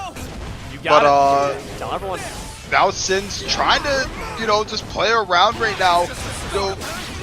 Understand and get a feel for how Kensei's going about the stage, but unfortunately Danny's not getting a good read, getting pressed on with the bar slash, and even getting hit by the sigil. Tries to go for Ride the Lightning straight in the base, and does get it though. It works. Oh man. Wow. Just fringe option Ride the Lightning from the back. Danny is going to be able to take it. destructive work, an easy 3-0 on their part. It's kind of crazy to imagine the fact, well, also not crazy. You think about the fact that they've been playing that Kai the entire time. And like you mentioned earlier, Duck, when you play a character, sometimes the best way to understand how to counter a character. You know its weaknesses better than anyone. So they seem to understand everything that Kai wants to do in this situation. Never let Kensei have their time to shine. Never let them really start to get into a rhythm. Kept them off kilter, kept them off their feet, and put them down. Yeah, it really does become a moment of just, what would I do in this situation? If I were to be flying in right now, what would be my thought process on how I would go about this? And we were seeing those moments where Danny was, starting to pause and be like, okay, I'm going to let Kensei kind of walk into this spider web, walk right into my hands, and then, destroy himself. But there were many times when Kensei would just kind of be like, okay, if you're just going to stand there, and then gets his turn, and it's like, sure, that's the way of it, but that was unfortunately also just as similarly a little like, I'm watching you, period, and that was just enough. And what we're watching now shortly is going to be that losers finals matchup, if I'm not mistaken. Now it's Test Your Luck stepping up to Danny. Match we have not gotten to see yet on stream, and one that I am very curious to see how we handle. If the Sin returns up against Nagoriyuki, what does that matchup look like? Who has the edge on paper? So, Nagoriyuki is very heavy-hitting, but so is Sin. And it becomes the matter where both of them being heavy-hitting then brings it down to the speed. How quick can this happen in comparison to this happening? That is the real big kind of gap that we're going to see going into this next match, where it's going to be the speed and how much damage can be continually applicated or seemingly continually applicated by Sin as compared to Nagoriyuki, who just does like one big slash that's super minus if That's true. You hit it. Or not super minus. Well, no, it would be super minus. Yeah, it's super minus. And there's only few situations where you're either plus or you're in a good spot, but we're gonna have to hope and see if those situations even be set up, because all that Sin talk goes straight out the window. Oh my gosh. Wow, I guess we just really didn't want to see that mirror match return. Danny said, you're tired of Kai, right? I'll only let there be one on the screen. And it's going to be me, the king of the Kai, steps up to the monarch of the vampires. We'll find who's got a better edge. You see that Test Your Luck. Trying to play that range, and Danny maybe trying to bait them to use a lot more of those special moves to build up that blood drive. Yeah, no. Ow. Now we're seeing a lot of just, projectile play from Danny, wanting to keep Test Your Luck out a little bit, but Test Your Luck being so good at these anti-airs, being so good at controlling the area, that Danny, now doing this projectile spam, sees that Test Your Luck is going to unfortunately show too much respect there. New projectile was coming at the very least, so they was able to get out of blood meter just in time. Blood drive. Nice. Beautiful work. Okay, so the way Test Your Luck played that was actually amazing. Knew the projectile was incoming, so they had confirmed that they couldn't get a massive combo off of it, despite being vulnerable. And then, like you said, the massive block on at the perfect time to avoid their life being drained away. Test Your Luck, understanding their character and knowing how to counter. Ooh, good overhead there from Danny, and now going for a full committed combo. It goes for a grab, but unfortunately gets tech there from Test Your Luck, who's playing so confident here. Oh my gosh. Oh, it gets opened up by the dust. Test Your Luck having such strong defense, but unfortunately not having enough. Very scary situation here, as you see the RC be brought through the low sweep. Gonna be one more in Danny's pocket. Makes this first round that much more intense, as we're already at tied up games.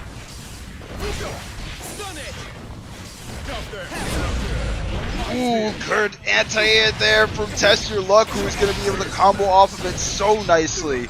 And man, catching Danny a second time, just being able to do the heavy slash. So Danny's in trouble at this moment. All right, But- YRC. Yes. Oh, And opens up answers with the back. dust. The guillotine dunks him down. Boom shakalaka. Test your luck takes the first. That is such a good amount of play there from Test Your Luck. Now Danny being in such an odd spot mentally, having to kind of be like, all right, you know, I understand how maybe I can change up the thought process on how to approach this. Because Test Your Luck is known for being a very aggressive player and not afraid to show that aggression. So it's just a matter of filling in the gaps of how to understand that aggressive mindset, and also how to get around the control that Test Your Luck is just showing right now. But that's how you get around that control. You wait for that blood meter to go out, and man, Wow. so much damage. That's exactly the problem that we got to see Test Your Luck actually find a really reasonable solution for prior. Wait for the projectile to be out, and then you can actually enter that vulnerability, so that way the hit stun not going to affect you all that much. This time, didn't have the same luxury, and you see just how good of a player is Danny to take full advantage and optimize their combo. Goodbye. Such crazy amounts of work here. Ooh. Man. Oh no. Danny using the range of Kai to the full advantage there, being able to break the wall, not necessarily kill, but Test Your Luck not in a good spot. Ooh, gets back dash on the dust opener. Good blocks, but unfortunately he's in and out of these poking wars. Danny is going to take quite a bit of damage, but Test Your Luck's going to go full offensive. They cannot give them a moment of room to breathe against the projectiles off. Does get a bit of life back with a command grab too. Danny, you might just have to take one page out of Kensei's book here. Ooh! Goes back in with a dash! Manages to dodge right back, but the blood drive is just the worst moment. All that Such a huge health comeback. That is so unfortunate. No. Just to lose from your own mechanic. Tough. That was such an unfortunate moment of the blood meter just not doing any favors. And I mean, that's just kind of how it is sometimes. You can be on a roll and then you're suddenly reminded, oh, wait a second, I have a mechanic. And that mechanic can slap you in the face. Double-edged sword. That's what this man is wielding. Whether it be the katana or that mechanic that Who has. Always got to make sure to give it a lot of respect when you are both the player and the opponent. Ooh, an unfortunate eat of that projectile. Did not dash past it. Maybe they thought they did. Must have been misinput. Surely Test Your Luck didn't want to eat that chin. Now caught the corner. Blood drive nearly full as well this game.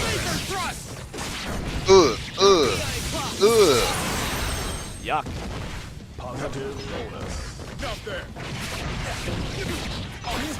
Now Test Your Luck trying to play a little bit more defensively, but Danny taking full advantage of that. You know, Test Your Luck trying to be on the slight defensive but slash offensive and being reactionary. Danny taking full advantage of that is so masterful. It is genuinely like, it is unbelievable how well Danny is playing right now. But so is Test Your Luck, trying to, you know, space out a little bit, not wanting to let Danny keep taking advantage of that. Test Your Luck trying to jump with the projectile. Comes down. Ooh, what goes good up must go down. shield. It lands right on top of normals. Oh wow! Not having to range. respect it. Finds the range that they need to stand in. He countered instantly. Goes in with the low. But now's got to be careful about that burst. Danny backs them off. Only to go with the RRC. Puts him in the corner too.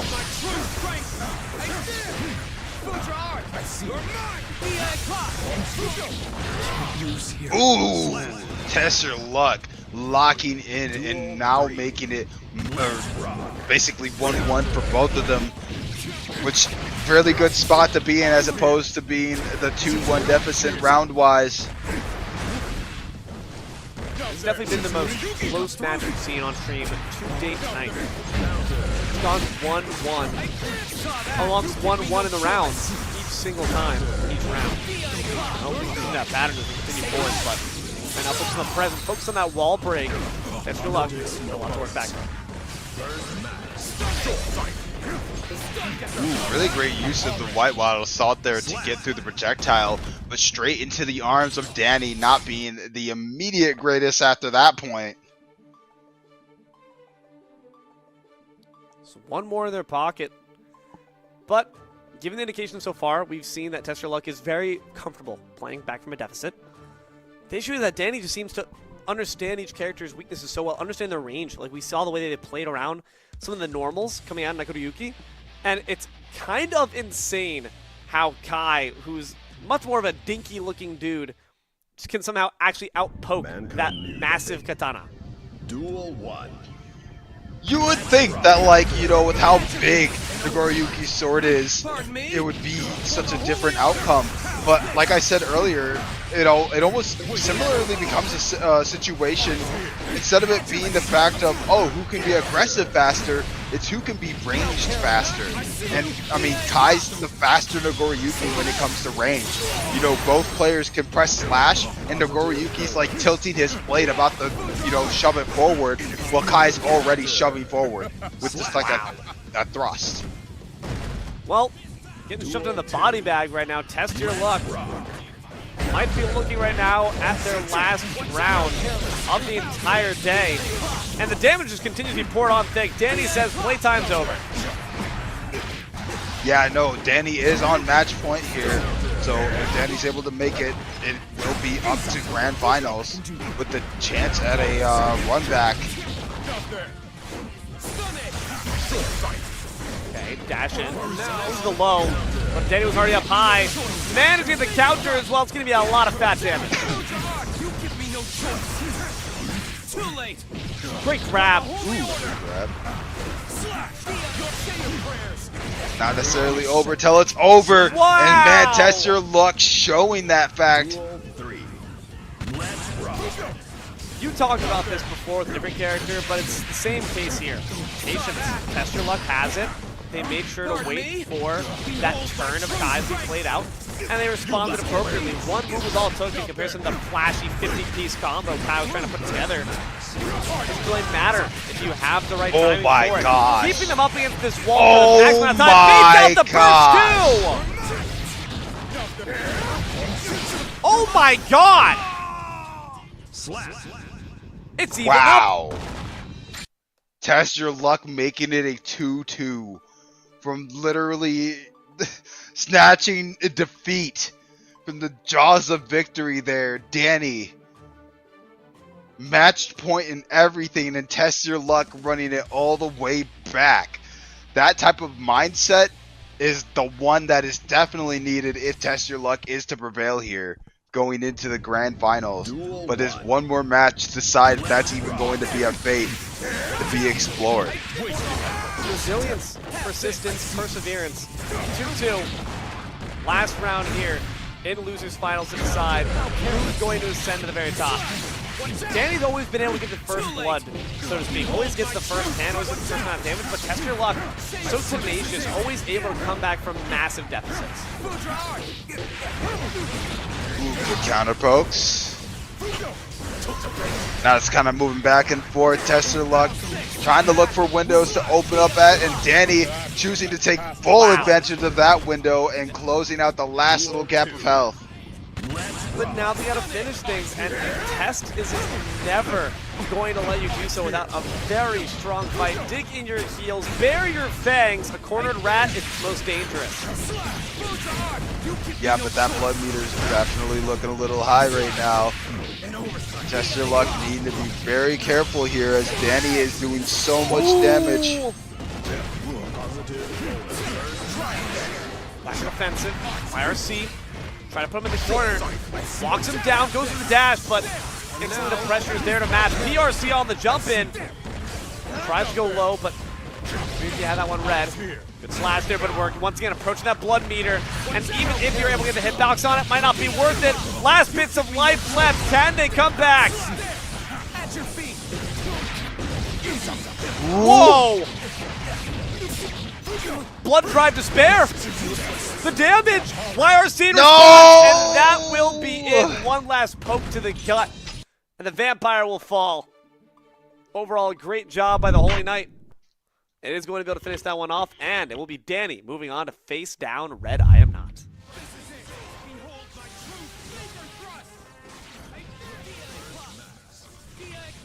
Yeah, no, definitely some very wild work here from Tester Luck, almost making it back against Danny, but man, Danny just being able to stick it out there till the end. Very great from him to do so. But I mean, it was such a tug of war. It was like it was a continued back and forth of, I got you, now I'm zoning you out, now I'm doing so much damage, and it's like, nope, now it's my turn, now I'm zoning you out, now I'm doing my much damage. It's like, the fact that it was such an amount of back and forth, and even just those close moments, we were seeing it continually between Tester Luck, literally like, all of us holding our breath, waiting for just a simple 1 and 2 combo, or, a closeout to anything. It was just so much. That was a lot of pressure to deal with, and Tester Luck, I think, did an admirable job with it. Danny will step up. I want to see the grudge match from Test up against Red, but sadly will not be granted it. Grand finals for a $100 triple-digit prize pool. A lot on the line here. Yeah, no, definitely a lot on the line. But holy crap, speaking of a lot on the line, the type of match that we are about to see is going to be absolutely wild. Red I Am Not going up against Danny. Red I Am Not has been absolutely tearing it up recently in the breakout brackets. So, for him to be sitting here and just like showing up, showing out, being in winners, and then Danny coming up from losers, it could be a chance for Danny to be able to break out of there, but it's definitely going to be a little bit of work. But we do see some of the stats here. The games won and lost tonight, 6-7, not too bad. But the 12-15, having that match, like, there's so many matches to already go through. Like, that's absolutely just wild. Yeah, and sometimes that speaks to the path they take, right? Danny had to slog through the loser's bracket. Now, does that mean they have more experience and they're more ready for the fight up ahead? Or does that mean that maybe experiencing a bit of fatigue or they've been exhausted? It all depends on the player's mental resilience, on their physical resilience too. Gaming, of course, might not be esports the same as physical endurance. There is still a level for esports just as there is for physical sports too. You might not be running up a soccer field, but you still are putting wear and tear on your mind and body. Yeah, no, there is a lot of just stuff that goes into, fighting games. Because people will sit here and be like, well, how can you get worn out and stuff? Like, I've seen so many players I've seen so many players just simply struggle to do a combo in the middle of a match. Like, oh, where do I do it? Where do I even initiate the combo? Where do I even think to press all those buttons? Yeah, where do I put my fingers on the controller? Yeah, like what controller do I use? Exactly. So by no means should anyone be critical of the amount of effort that's going into this, because it's a lot. To get to that level, I couldn't execute even one of those combos that I'm seeing being put here before us. But nonetheless, they're going to be showing a lot more than just one. They're going to be showing some high fly and fancy foot action. Is it going to be the Kai? Is it going to be the Sin up against this Red I Am Not on the Dickinson? What do you think performs better? Honestly, I would have to probably say that Dickinson might do pretty dang well, but I could see Kai or Sin working out pretty well here as well, being able to just fill in a lot of the gaps that Dickinson can have if you anticipate it, but that's getting Red I Am Not into a mindset where things can be anticipated. But the thing we do need to get into is a little bit of a break here for our players to get their fingers ready and for us to go ahead and catch our breath and get some water. So don't click off the channel. There is some more Breakout Guilty Gear coming for y'all soon.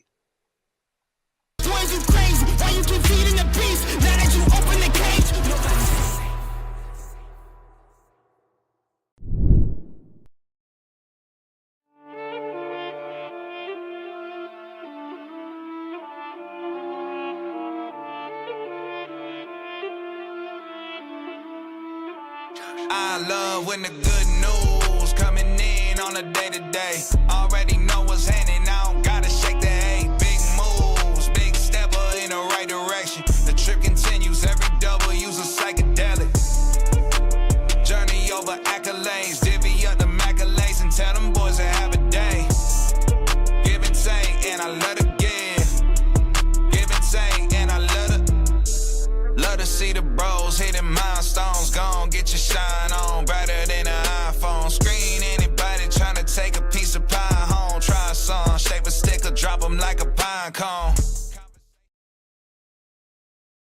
All y'all in the chats, by the way, you're sitting over there watching on the YouTube. You're sitting here having fun watching the Twitch. I appreciate y'all very much. We're trying out the multi-stream today. We're going to see how it works. It's no sweat off my back. Seems like it's not killing my processor at all, so I don't have any issues doing it. If it means I get one more viewer, then fuck it. I'll put my stream up.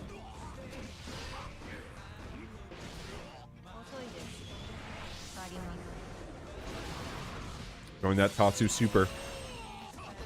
Red has the Pride Month buff. I don't know, man. I don't know, man. We'll have to see. Pride Month doesn't get the handouts, but Red I Am Not is so strong. I think if Red gets it, Red's going to earn it. Classified getting some bursts out. The overhead behemoth was hidden in the explosion of the drone. My God. We just dragged you around back and forth with that coffin, hitting you 5 ways to Wednesday, bro. Strong stuff right there. We got Classified here on the other side, going to FD you back. Blocking that low behemoth after, by the way. That is cracked. Good stuff right there from Classified. But we're getting picked up. We're getting wall splat through. Red I Am Not up 2-0 just as quick as the match has started. We're trying to end it here on this Gold Lewis.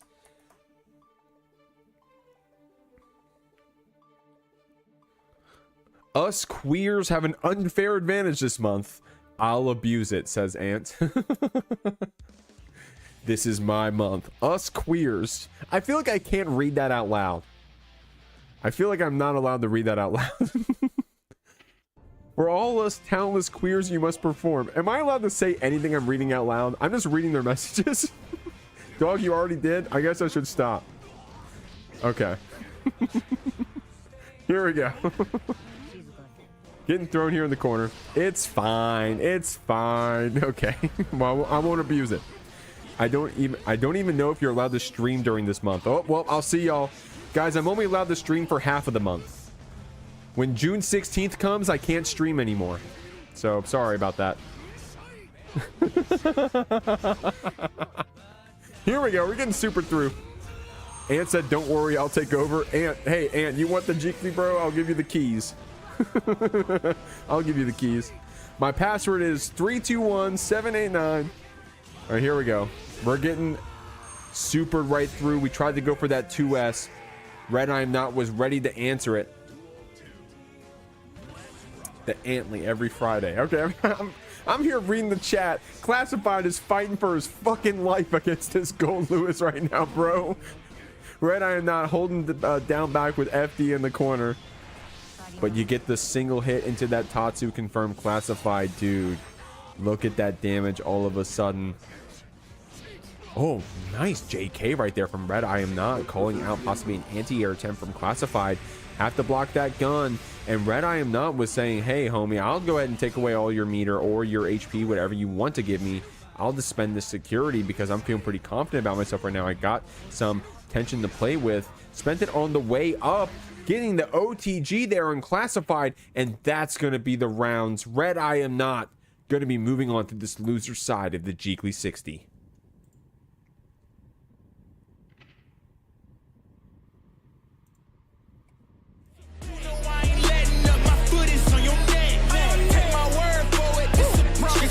Okay, not gonna lie to you, I'm very behind on recording these games, so let me do that real quick. Up in my view, real posh, you a frisbee man, so that mean you get tossed. Got a new clip, studio in the back. Numbers ran up, had to split it with the chaps. Realest in the city, in my record, I fact, but your man's only chat when he do it in the raps like spot go lost and don't really care what it cost them. You don't wanna cost them.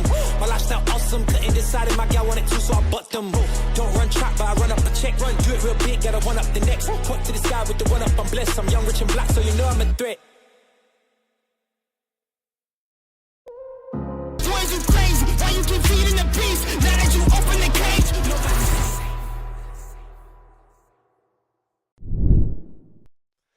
Hello, everyone, and welcome on back to Breakout Series Finals here at the very top, the precipice of performance, the peak of our players. It's Red I Am Not, Danny Almasa. It's going to be Dickinson up against that guy.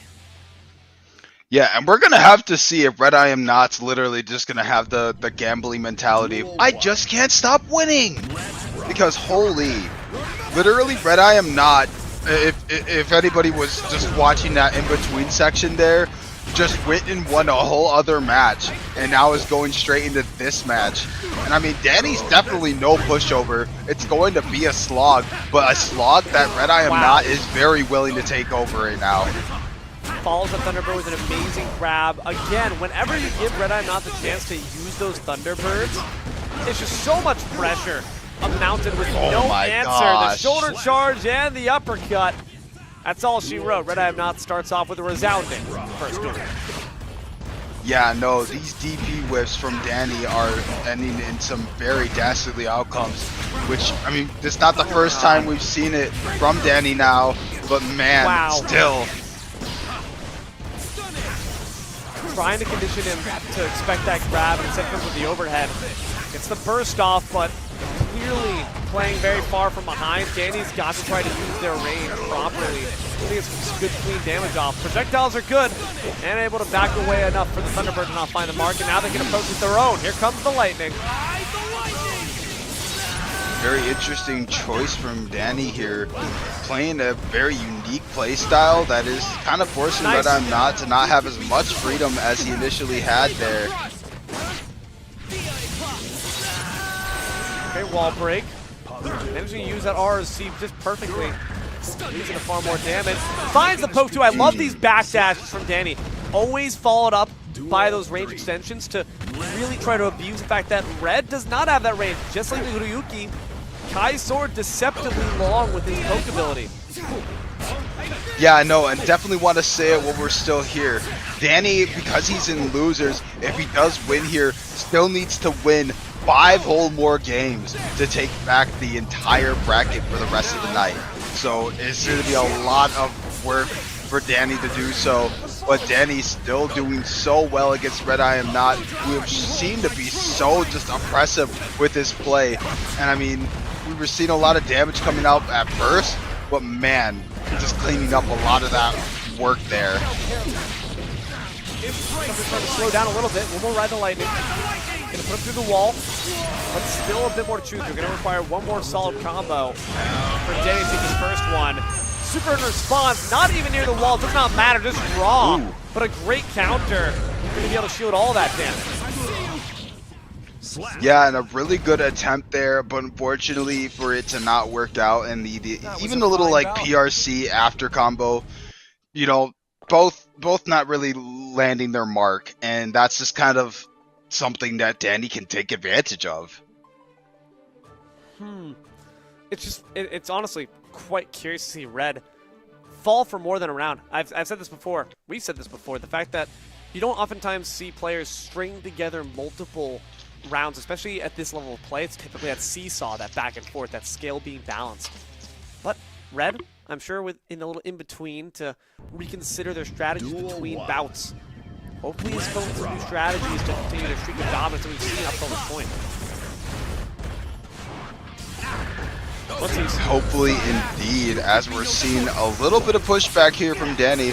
Red I Am Not still trying to get into the through the air, but not really getting the options or chances to. As now Danny's gonna sit here and hold down the corner so well. Nice grab. Amazing throw. This low conditioning with those solid jabs. Unopposed damage. PRC still finds nothing. There's the grab to finally get something. Really good grabs here from Red I Am Not, saying I can grab too. Can't do is what he's trying to say, break through. Great defense is held up there by Danny. Ride the Lightning will finish the job. This time it does strike twice. It strikes thrice, and it gets you the first duel. Duel 2. Let's rock. Now we're going straight into the next one. Danny getting a really good sweep there. Red I Am Not having to find some sort of game plan here or some sense of footing if he wants to have a chance to beat Danny. Oh, wow. Right through the wall. Danny's just playing like a man on fire right now. I don't know what's changed. I don't even know how he got in the loser's bracket. If he played like this before, I shudder to think what could have sent him there in the first place. He's gonna drop down the laser, but has no real pressure to actually force the damage to land. And very great use of the FD there to get out of the pullback range there. And even more to just be using the meter so uniquely to get all the way to the corner. Man. Wow. Red I Am Not suddenly just raising up into so many of these moments, and even freaking Danny just setting up so well here. Looking for the bracket reset on this match. Might just be granted to him. Danny's absolutely dominant. I don't know what fire got lit under him, but I guess he saw those donos coming in. He said, all right, I guess I got to lock in here. That's a lot of burritos at Chipotle, bro. That jaunt is going to pay for my meals. I'm trying to get all that money in my pocket. I mean, hey, I'm definitely down to secure the bag as well. But Red I Am Not just might be in the same similar mindset. But we are on the verge of a reset should Danny be able to pull through here. He wants those teriyaki chicken bowls from Panda Express. He wants to make sure that he gets his bread, quite figuratively and literally. Get the damage off first. Going low. PRC. Thunderbird is out. But that projectile game is going to actually go forward instead of back. Which I think is what Dickinson was expecting. He's going to ride lightning one more time. Still reliable for so much damage environmentally as well through that wall.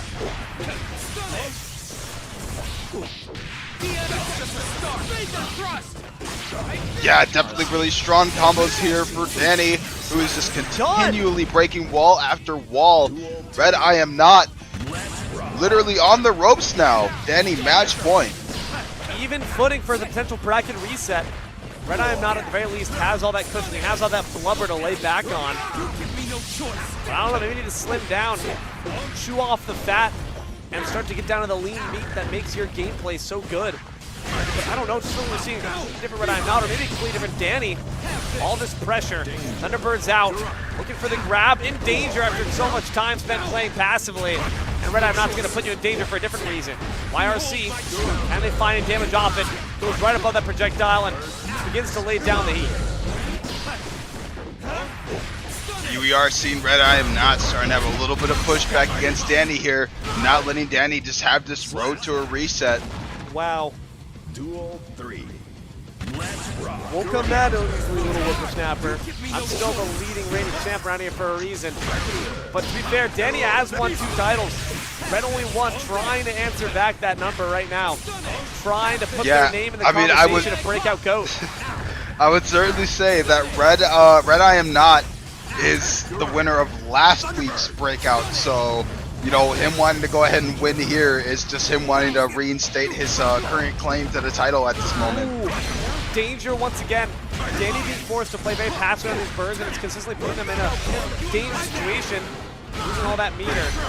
YRC tries to find the air. Oh. Doesn't actually lead to much extension though. Now Danny playing this a lot better. Getting caught on his backdashes continuously. In the corner. All getting opened up by the burst. There we go. Danny resetting the bracket. Challenge me again whenever you. Wow. Again, a story of resilience, Ducky. They've fought their way through that loser's bracket. Red I Am Not has been eating from a silver spoon, his caviar, his filet mignon, and now he's got to play down here in the slums, in the sewers, where Danny's been slogging this entire time. Says, welcome to my world. We're on even footing now. Yeah, no, such crazy play, and even crazier is the amount of codes that are claimed from the match arena. Y'all are doing so much work. The players who have already just put their code claims in, the people who have been watching, just always appreciated for that. Only 7 codes out of 50 remain, so let's try to go ahead and get all 50 of those codes claimed, y'all. So close to getting all of that done, but man, even quicker though that these matches are already expedited so quickly. What? Oh my gosh! First online for Danny. A lot less resources in pocket you're looking at. Red I'm Not. Damage, wouldn't be using a lot of that. So RC used to put him in the corner. Doesn't have enough there for the ride the lightning. Does not matter. I'll break the wall the old-fashioned way. Still has that burst. Ooh, getting opened up by Behemoth Typhoon. No! Such crazy damage here. Red I am not.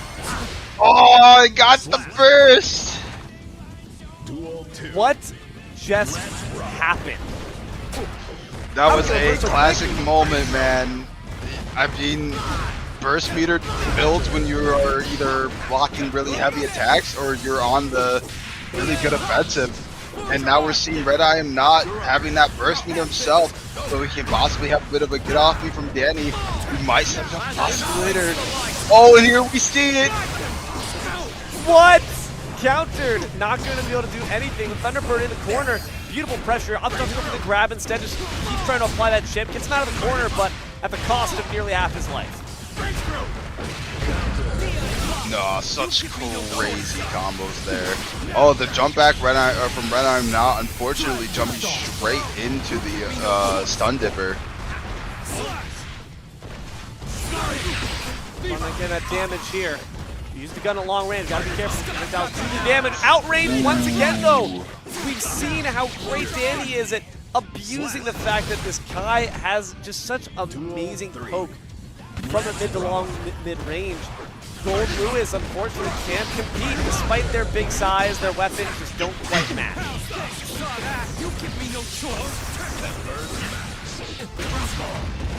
Yeah, no match, no quarter. This is such of a hard match for Red I am not to kind of deal with at the moment. Pressure. But even still, looking for so many different moments and gets a good setup with the grab and the Behemoth Typhoon to be able to make it a 1-0. Which, I mean, I don't know. Red I am not can certainly run it all the way back. I mean, it's 3 rounds, though, back to back to back. It begins to feel insurmountable at a certain point. So for Danny to just keep up this pressure for so long, it's truly impressive up against one of the best. But Danny, obviously, despite having gone through the loser's bracket, me being new to the scene, is one of the best. It's very obvious if we're watching only one of their games just how fearless this player is. Red I'm Not, though, is going to require some change up in their strategy. Maybe that drone could lead to some good things to start things off.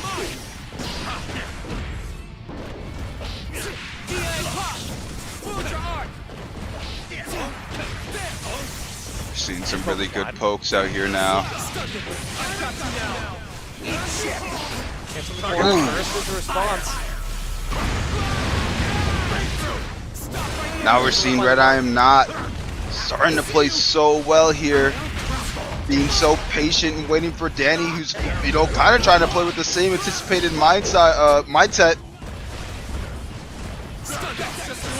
Oh, but the Stun Dipper does get a really good opening there, and now slowly approaching. Danny continuing to hold down the pressure. No! And I am not pulling out the gun. The moment you back off too far, laser gonna come out too, and you gotta play this one very carefully. The elbow's gonna find you, and it's gonna knock Danny right back to the ground. The moment you double dash back, Red I am Not pulls out the heater. You cannot give him too much space. There's a very healthy middle ground, moderation. Otherwise, you're gonna lose that range. I see you.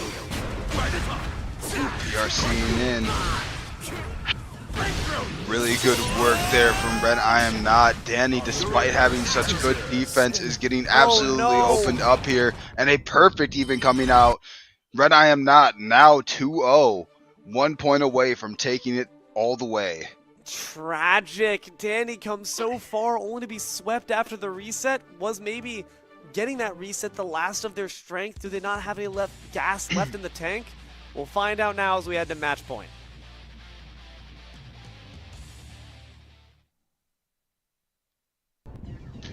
Yeah, no, Danny's got to think of something here, because going into this match, you know, Red I am Not very much on the war plan to win it all tonight. So, man, such good patience there, allowing for all of these different windows to open up for Red I am Not.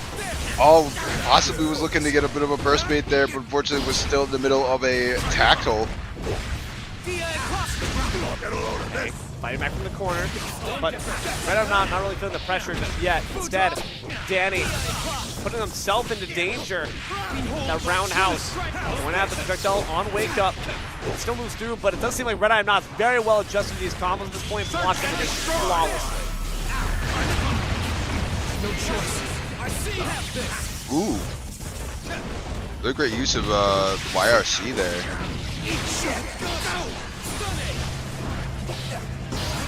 Now approaching with drone there. Danny still trying to just give so much space, realizing, oh, I'm at this much health. But man, using the YRC straight into grab, such a great choice from Red I'm Not. One more. Here's the trick. Already so much damage there from these overheads, from the Thunderbird to back you up. One more wall break, unopposed. Can Danny come back?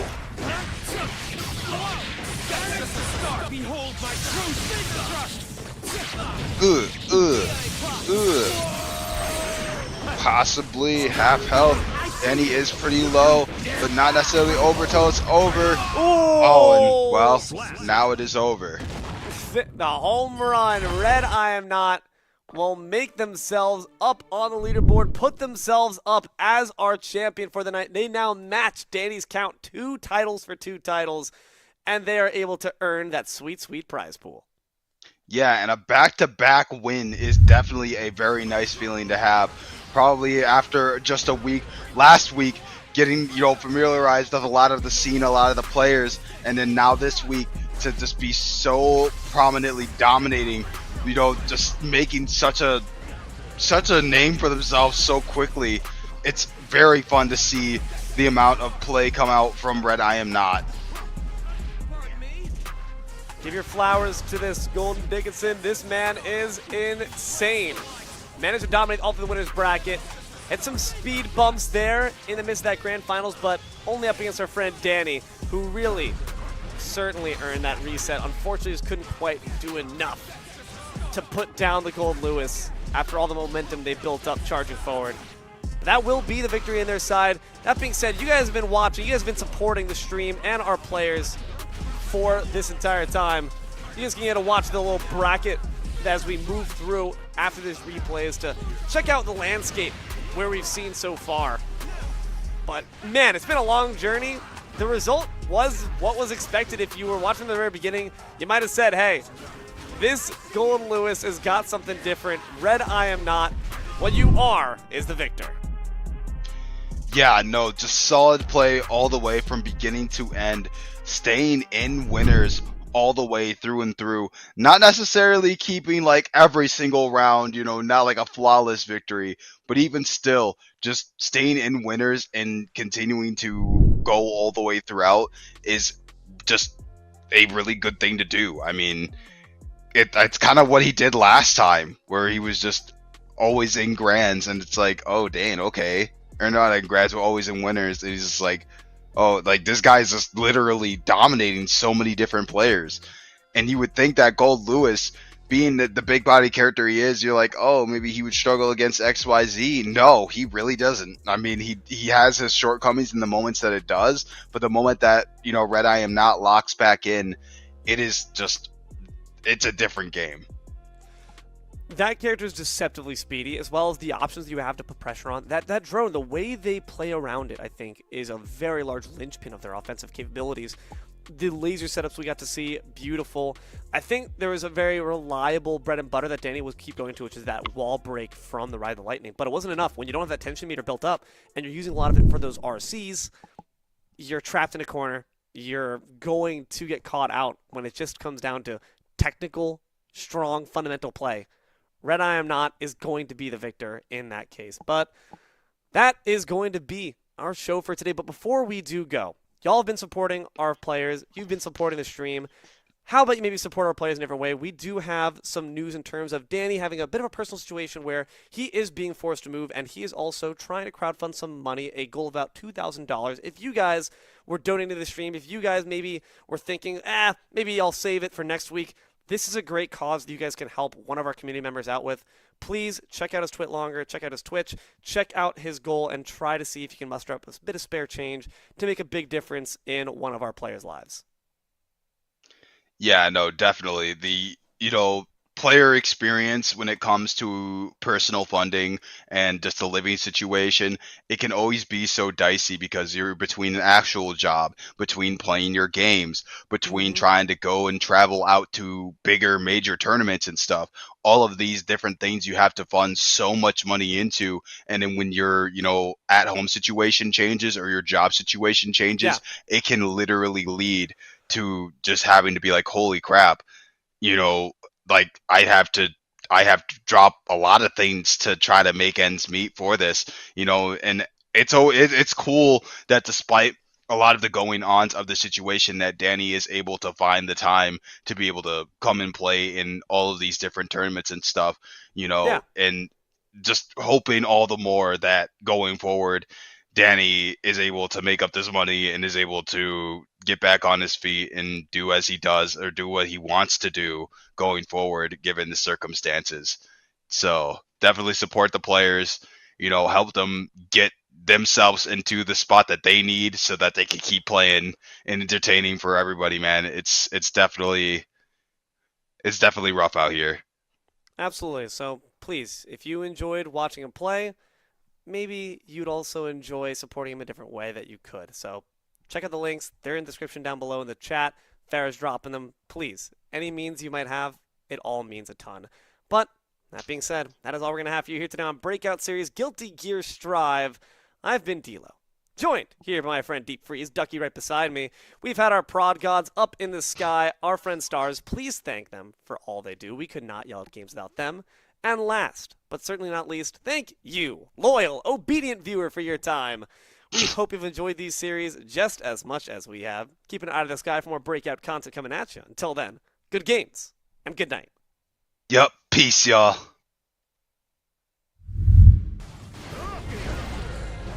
Out of my sight.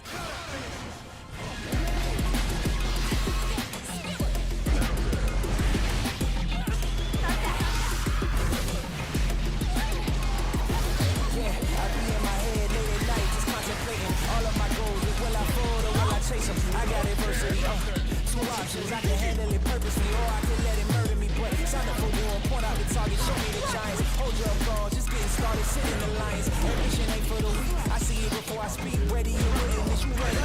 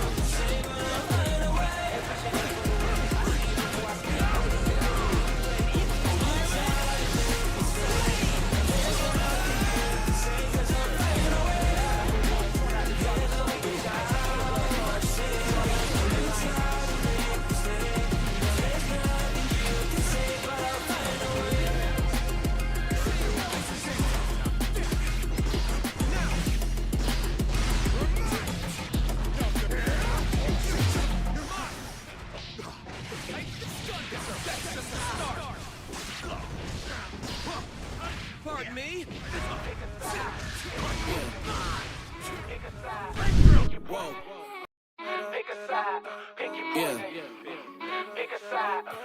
Whoa. Yeah. Whoa. Giant to a Maggie, big boss status.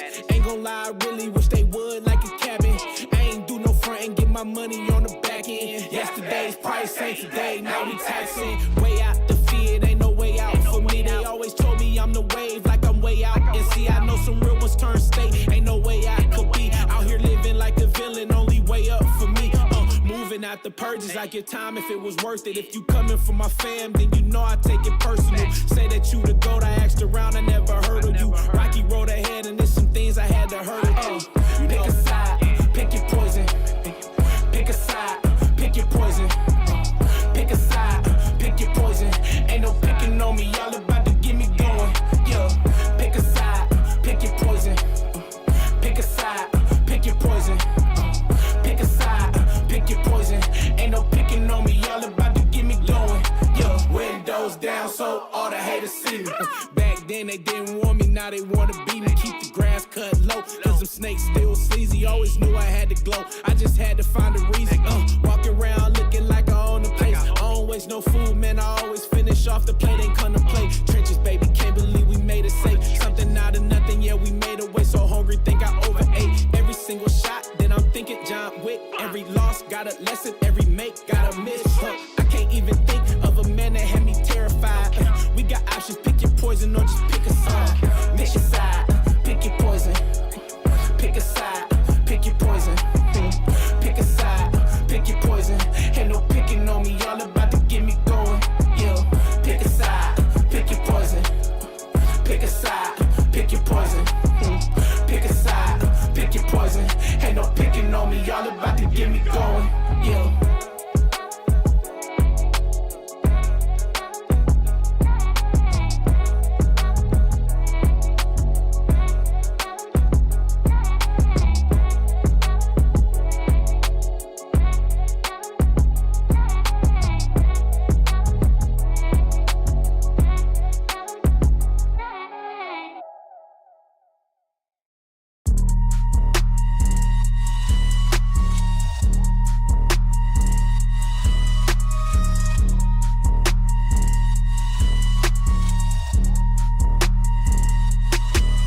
We got it next.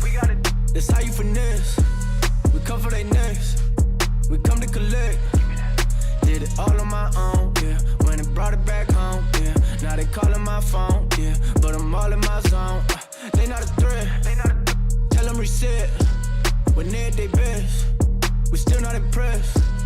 Did it all on my own, yeah. When it brought it back home, yeah. Bought a watch with the stones, yeah. Caught them watching my throne, yeah. Ain't no one doing the shit that we doing. Ain't nobody moving the way that we moving. Hop out the Sprinter and shoot us a movie. We pull up to Paxton and get us some jewelry. Rocking the newest, but that shit ain't new to me. Watch how I do it, you think that it's two of me. They just be fluffing and that shit is foolery. Coolin', but that shit ain't cool to me. I'm as hot as it gets, yeah, they not on the list. Took a shot of success, hit nothing but net, yeah. Said they hit the rim, changing my number and took out the sim. I'm on my hustle, I'm back in the gym. I can be humble or I could go in. I go for the win. We got it next. That's how you finesse. We come for they next. We come to collect. Did it all on my own, yeah. When it brought it back home, yeah. Now they calling my phone, yeah. But I'm all in my zone. They not a threat. Tell them reset. When they're at their best, we still not impressed. Did it all on my own, yeah. When it brought it back home, yeah. Bought a watch with the stones, yeah. Caught them watching my throne, yeah. Yeah, bitch, I'm young and no turn. If you play with my money, then your ass get burnt. I done came off the bench, I just waited my turn. I done jumped out the gym like MJ in the third. If you want it, I said you can get it, confirmed. We done packed the whole stadium like we the one. Ain't in no run, this shit is done. Ball on these niggas here just for the fun. Got a drinks, I won't try it. If I furnish the drink, they gon' buy it. Yeah, we 50 something like it right. If I said it, then I be lying. Yeah, I know niggas hate all the time. Had to change up my routes, niggas stealing my song. And I know bitches ain't worth the dime. Had to change up my line, they be wasting my time. Yeah, we got it next. That's how you finesse. We come for they next. We come to collect. Did it all on my own, yeah. When it brought it back home, yeah. Now they calling my phone, yeah. But I'm all in my zone. They not a threat. Tell them reset. When they're at their best, we still not impressed. Did it all on my own, yeah. When it brought it back home, yeah. Bought a watch with the stones, yeah. Caught them watching my throne, yeah.